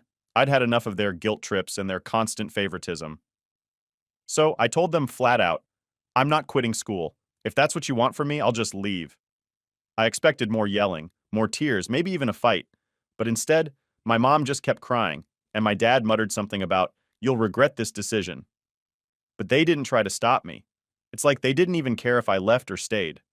I went upstairs and grabbed my old suitcase. You know, the one we used to take on family vacations? I hadn't used it in years. It felt weird pulling it out like I was packing for a trip, but this time I wasn't sure when or if I'd be coming back. I started throwing clothes in. Nothing fancy, just essentials. A few pairs of jeans, some t-shirts, my favorite hoodie. I couldn't even think straight, but I knew I had to get out of there before I lost my nerve. As I was packing, I heard my parents downstairs. My mom was still crying, and my dad was pacing back and forth, talking to her like I wasn't even there. He kept saying things like, she'll come to her senses, and she's always been difficult. That word, difficult, made my blood boil. It was like they didn't even see me as a person, just a problem to be fixed. It took everything in me not to scream at them. Instead, I just kept packing. I grabbed my laptop, a few notebooks, and the sketchbook I'd been working on. Art's always been my escape, and I figured I'd need it now more than ever. I threw everything into the suitcase and zipped it up. It was heavy as hell, but I didn't care. I was ready to go. The hardest part was walking down the stairs. I could feel my legs shaking and my stomach was in knots, but I knew I had to do this. My parents were still in the living room, acting like I wasn't even there. My mom had stopped crying and was just sitting there, staring blankly at the wall while my dad was scrolling through his phone, probably pretending to be busy with work stuff. Typical. I stood there for a second, waiting for one of them to say something, to try and stop me. But they didn't. They didn't even look up. It was like I didn't exist to them anymore. So I grabbed my suitcase, opened the front door, and walked out. The door clicked shut behind me, and that was it. I was gone. I didn't have a plan. I didn't even know where I was going. I just started walking. My heart was racing, and I could feel the weight of everything hitting me all at once. I was officially on my own. No family, no home, just me and my suitcase. I must have walked for miles before I realized I had nowhere to go. I pulled out my phone and texted my friend Sarah. We weren't super close, but she'd always been there when I needed someone to talk to. I told her what happened, and within minutes, she texted back, "Come crash at my place, we'll figure it out." Relief washed over me. At least I had somewhere to go for the night. I grabbed an Uber to Sarah's apartment, and when I got there, she hugged me like I was a lost puppy. She didn't even ask for details right away, just let me dump my stuff in her spare room and collapse on the couch. It was the first time I'd felt safe in hours. We didn't talk much that night. I was too tired, and she didn't push. We just ordered pizza and watched some trashy reality show on Netflix until I passed out on the couch. The next few days were a blur. I couldn't stop replaying everything in my head. My parents asking me to quit school, the way they acted like it wasn't a big deal, the fact that they didn't even try to stop me from leaving. It was like I'd never really been part of their lives at all. But the longer I stayed at Sarah's, the clearer things became. I realized that, yeah, it sucked to leave home like that. But it was also the first time in forever that I felt like I was in control of my own life. No more bending over backward to please my parents. No more trying to fit into the mold they'd made for me. I could actually live for myself. I spent the next week figuring things out. I called my academic advisor, explained the situation, and she was amazing. She helped me apply for more financial aid and even got me into on-campus housing. I was going to be okay. It was weirdly freeing to realize that I didn't need my parents' approval anymore. I was doing this on my own. One of the hardest parts, though, was when my parents texted me. It wasn't an apology, not even close. It was more like guilt tripping, saying things like, "We hope you're okay," and "You should come home and we can talk." Yeah, right. They didn't care if I was okay. They just didn't want to look bad in front of the rest of the family. I ignored the texts and focused on getting my life back together. I also reached out to my Aunt Sarah, my mom's sister. She's the black sheep of the family, an artist who never really fit in with my parents' perfect vision of what success looks like. When I told her what happened, she was furious. "They did what?" she yelled over the phone. She offered to help me out financially until I could get back on my feet, and even said I could stay with her during breaks if I needed to. It was the first time in days that I didn't feel completely alone. By the end of that week, I'd moved into my dorm, and I was starting to feel like maybe, just maybe, I'd be okay. I was scared as hell, don't get me wrong, but there was also this weird sense of freedom. For the first time in my life, I wasn't living under my parents' shadow. I could finally breathe. I've been living in my dorm for a while now, just trying to get used to everything. Honestly, it felt strange at first. I'd go to class, come back to my tiny room, and just sit there sometimes. No yelling parents, no guilt trips, just silence. It was a weird feeling, but at the same time, I was getting used to it. I started making friends at school, and my part-time job at the library was actually kind of nice. Quiet, lots of time to think. Anyway, one day, out of nowhere, I get a text from Liam. Yeah, that Liam, the golden boy who could do no wrong. I hadn't heard from him since I left, and honestly, I wasn't expecting to. I figured he'd side with my parents like always, pretend like nothing was wrong, and keep being the perfect son. So, when I saw his name pop up on my phone, I didn't even know if I wanted to respond. But curiosity got the best of me. The message was simple. "Can we meet up? I want to talk." No explanation, no apology, just that. I debated ignoring it, but part of me needed to hear what he had to say. So, after thinking about it for a while, I texted him back and told him we could meet at this little coffee shop, halfway between my campus and his law school. At least if things got awkward, I could bail easily. When I walked in, I spotted him immediately. He looked different, like not his usual polished, perfect self. His hair was kind of messy, and his clothes weren't as sharp as they usually were. He even looked a little tired. For a second, I almost didn't recognize him. This wasn't the Liam I grew up with, the guy who always had everything together. It kind of threw me off. We sat down, ordered some coffee, and there was this awkward silence for a bit. I wasn't sure what to say, and I could tell he was struggling too. Finally, he broke the ice. "I'm sorry," he said. Just like that. No build-up, no excuses, just an apology. I raised an eyebrow. "For what exactly?" I asked, trying to keep my voice steady. I wasn't about to let him off the hook that easily. "For everything, I guess," he continued, looking down at his coffee. "For not saying anything when you left? For not sticking up for you all these years? I just, I don't know. I've always known how messed up it was, how they treated you, but it was easier to just go along with it." Hearing him admit that kind of hit me harder than I expected. I didn't know what to say. I'd always assumed Liam was clueless, that he was just the golden child who never noticed the way our parents treated me. But to hear him say he knew, that he chose to stay silent, that stung. "So what changed?" I finally asked, still trying to wrap my head around the fact that he was actually apologizing. "Why are you telling me this now?" He let out a sigh and ran a hand through his messy hair. "I don't know, Maya. When you stood up to them, it made me realize how messed up things really are. I always knew, but I didn't want to admit it, you know? I was comfortable. I was the favorite. Why would I want to mess that up?" I nodded slowly, trying to take it all in. "So, what do you want from me? Forgiveness?" "No," he said quickly. "I'm not asking for that. I just wanted to talk. I wanted you to know that I get it now. And I'm quitting law school." That was the real shocker. Liam quitting law school? The golden child? The future lawyer of the family? It didn't make sense. "Wait, what? You're quitting? Since when?" He looked me straight in the eye for the first time since we sat down. "Yeah, I've been miserable for months. I never even wanted to be a lawyer, you know? That was all Mom and Dad's idea. I've been faking it this whole time because I didn't want to disappoint them. But seeing you leave and actually do something for yourself, it made me realize I can't keep living like this." I was speechless. This was the same guy who never wavered, who always seemed so sure of himself.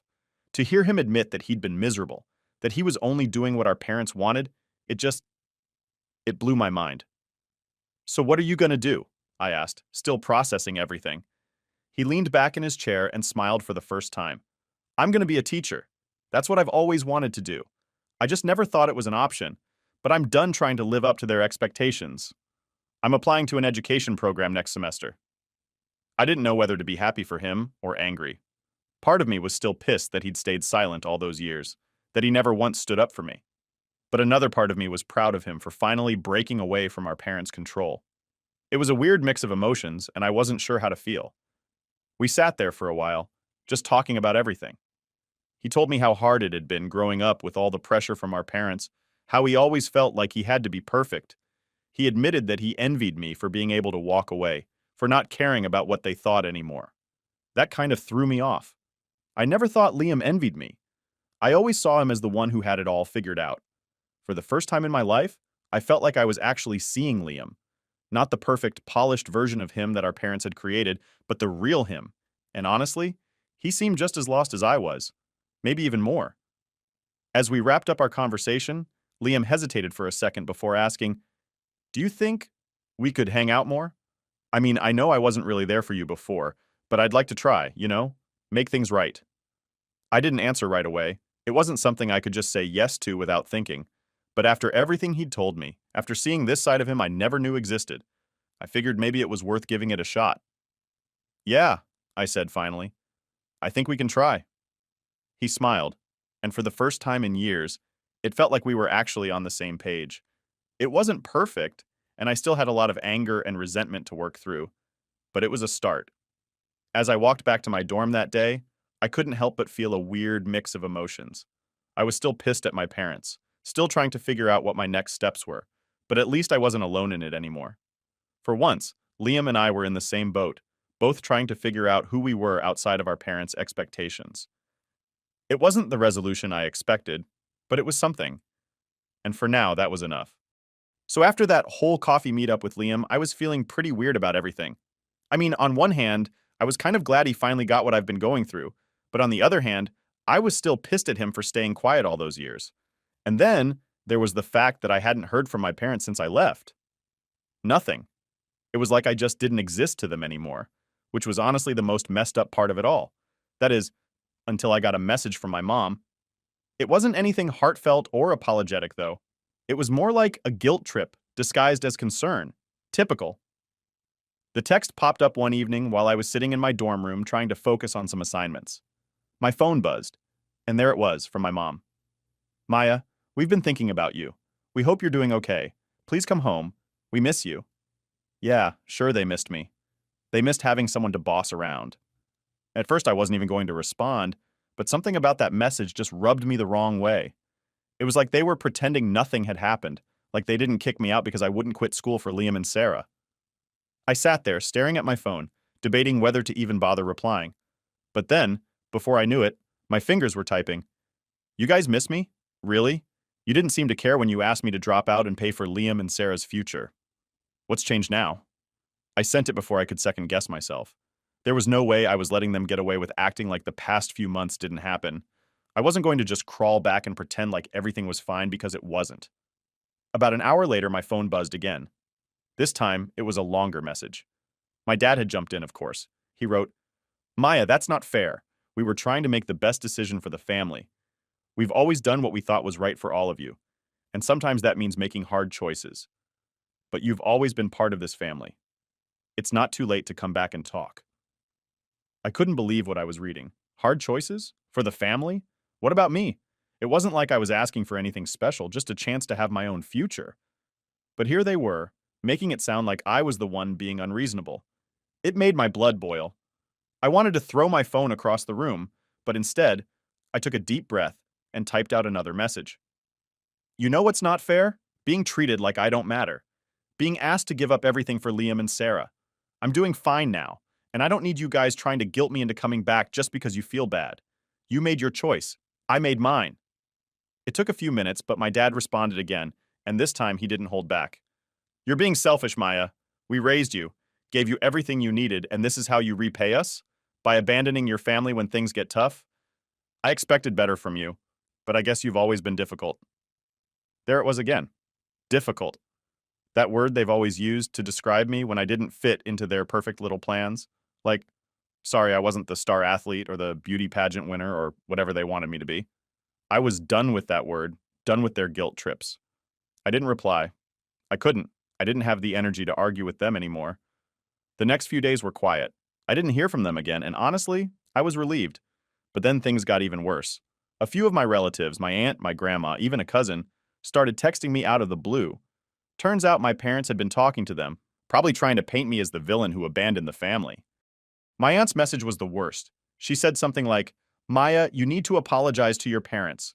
They're heartbroken over this. You're tearing the family apart. I wanted to scream. How was I tearing the family apart? All I did was stand up for myself for once. It's not like I asked them to choose between me and Liam or Sarah. They did that all on their own. And now I was the bad guy? At this point, I knew I needed some backup. I called Aunt Sarah, the only family member who actually understood what I was going through. When I told her what had been happening, she didn't even hesitate. Your parents are full of it, Maya, she said, straight up. They're trying to control you because they're losing their grip. Don't fall for it. You're doing great on your own, and they just can't stand it. Hearing her say that made me feel a lot better. It was like I finally had permission to not care what my parents thought anymore. Aunt Sarah had always been the one to go against the grain in our family. She never followed the rules, never tried to fit into the mold, and she was doing just fine. Maybe it was time I started following her lead. But then, just when I thought things were calming down, I got another message from my parents. This one was different, though. It wasn't just a guilt trip. My mom said they were selling the house. We've decided to downsize. The house is too big for just the two of us now that Liam is away at law school and Sarah's getting ready for college. We hope you understand. I stared at the message in shock. The house I grew up in, the place that had been my home, even if it never really felt like it, was being sold. They didn't even give me a heads up, didn't ask if I wanted to come get my stuff or anything. It was like they were wiping me out of their lives, one step at a time. I didn't reply. What was I supposed to say? Oh, cool. Thanks for selling my childhood out from under me? Yeah, no thanks. I wasn't going to give them the satisfaction of knowing it hurt me. But it did. A lot. Over the next week, I kept getting updates from other relatives about the house being sold. My parents were moving into some smaller place in a nicer neighborhood, apparently. It was like they were setting up this whole new life without me, and I was just supposed to be okay with it. But honestly, as hard as it was, I think it was the final push I needed to really let go. The house, the family, the whole messed up dynamic, it was all behind me now. They'd made their choice, and I'd made mine. There was no going back. By the end of that week, I blocked their numbers. I didn't want to hear from them anymore. I didn't need their guilt trips or their constant reminders that I was never going to be good enough for them. For the first time in my life, I was truly free. It was scary as hell, but it also felt kind of amazing. After I blocked my parents' numbers, things got kind of quiet. For the first time in what felt like forever, there was no constant barrage of guilt trips or messages from relatives trying to talk some sense into me. It was just peaceful. At first, I didn't know what to do with that quiet. It felt weird, like something was missing. I guess I'd gotten so used to the chaos that being on my own, really on my own, was a whole new world. Life started to settle into a rhythm after that. My classes were going well, and I'd gotten the hang of balancing work and school. The library job turned out to be a lifesaver, not just for the paycheck, but for the quiet space to clear my head. I wasn't constantly stressed about what my parents thought of me or trying to live up to their expectations. I was just living. But then, out of nowhere, I get another message. This time it wasn't from my parents or some random relative. It was from Sarah. Yeah, my little sister who had basically been the perfect princess her whole life. The one who always got the best of everything, from mom's constant attention to the nicest birthday parties. We hadn't really talked since I left, so seeing her name pop up on my phone was a surprise. Her message was simple. Hey, can we talk? I wasn't sure what to make of it. I mean, Sarah had never been mean to me or anything, but she never really stuck up for me either. She was just kind of there, doing her own thing, living in her bubble. So why now? Why did she suddenly want to talk? I debated ignoring it, but after staring at the message for a few minutes, I decided to reply. Sure, what's up? We ended up setting a time to talk later that night. I wasn't sure what to expect, and to be honest, I was kind of nervous. What if she was just calling to guilt me too? Or worse, what if she was mad at me for leaving? When I picked up the phone, Sarah's voice was quiet, not the bubbly, happy tone I was used to hearing from her. She sounded different. Right off the bat, she apologized. I'm sorry, Maya, she said. I didn't really get it before. About you. About what you've been dealing with. That threw me off. I wasn't expecting her to say something like that. What do you mean? I asked, trying to keep my guard up just in case. Sarah sighed, and I could hear her shifting around on the other end of the phone, like she was struggling to find the right words. Mom and Dad have been talking a lot about you since you left, she explained. But I've been thinking about everything too, and I realized they've been kind of awful to you. Like, I always knew things were different for you, but I didn't really see it, you know? I didn't know what to say. Part of me wanted to be mad at her for not realizing it sooner, but another part of me just felt sad. Sad that she was only just now seeing how messed up things had been. Yeah, it's been pretty rough, I finally said, trying to keep my voice calm. Sarah kept talking, and for the first time, she opened up about her own struggles. She talked about the pressure Mom put on her to always be perfect, how every little thing she did had to be the best or it wasn't good enough. It was like she was trapped in this constant competition, always trying to live up to Mom's impossible standards. It wasn't the same as what I'd gone through, but I could tell it was weighing on her in a way I hadn't seen before. I've been so scared of disappointing them, Sarah admitted. Like, if I mess up even once, it'll all fall apart. But seeing you leave and stand up for yourself, it made me realize I don't want to live like that either. I don't want to be perfect all the time. I wasn't sure how to feel. On one hand, I was glad Sarah was finally starting to see things clearly. On the other, I was still carrying a lot of anger and hurt from how I'd been treated for so long. But I couldn't just push her away. She was reaching out in a way that felt real, and I knew how hard it was to break away from the pressure our parents put on us. I get it, I told her. It's tough to stand up to them, but you've got to do what's right for you. You can't keep living for them. We talked for a long time that night, and by the end of it, something had shifted between us. It wasn't perfect, and I still had my guard up, but for the first time I felt like I had a real connection with Sarah. Not the picture-perfect sister she always tried to be, but the real Sarah, the one who was struggling just like I had been. After that conversation, things started to change even more. Sarah and I kept in touch, talking every few days, just checking in on each other.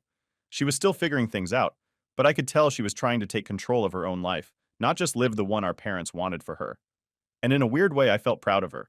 She was starting to stand up for herself, and that took guts. Meanwhile, I was finally feeling like I was building a life that was mine. I'd joined a student group for people with toxic family backgrounds, and it was nice to have people to talk to who understood what I was going through. I wasn't the only one dealing with messed up family dynamics, and that made me feel less alone. One day out of the blue, I got an email from the University Counseling Center. They'd heard about the support group I was part of and wanted me to help develop a peer support program for other students dealing with similar issues. It was a paid position, and it felt like everything I'd been through was finally being put to good use. I could actually help other people who were struggling, and that felt huge. I started working on ideas for the program, drawing from my own experiences and the stories I'd heard from others in the group. It was like all the crap I'd dealt with, my parents, the guilt trips, the pressure, was finally turning into something positive, something that could actually make a difference. And as I sat there, sketching out plans for the program, I realized something. I didn't need my parents' approval anymore. I didn't need them to see me, to validate me, or to tell me I was doing a good job. I had built my own life, and for the first time, I felt like I was in control of it.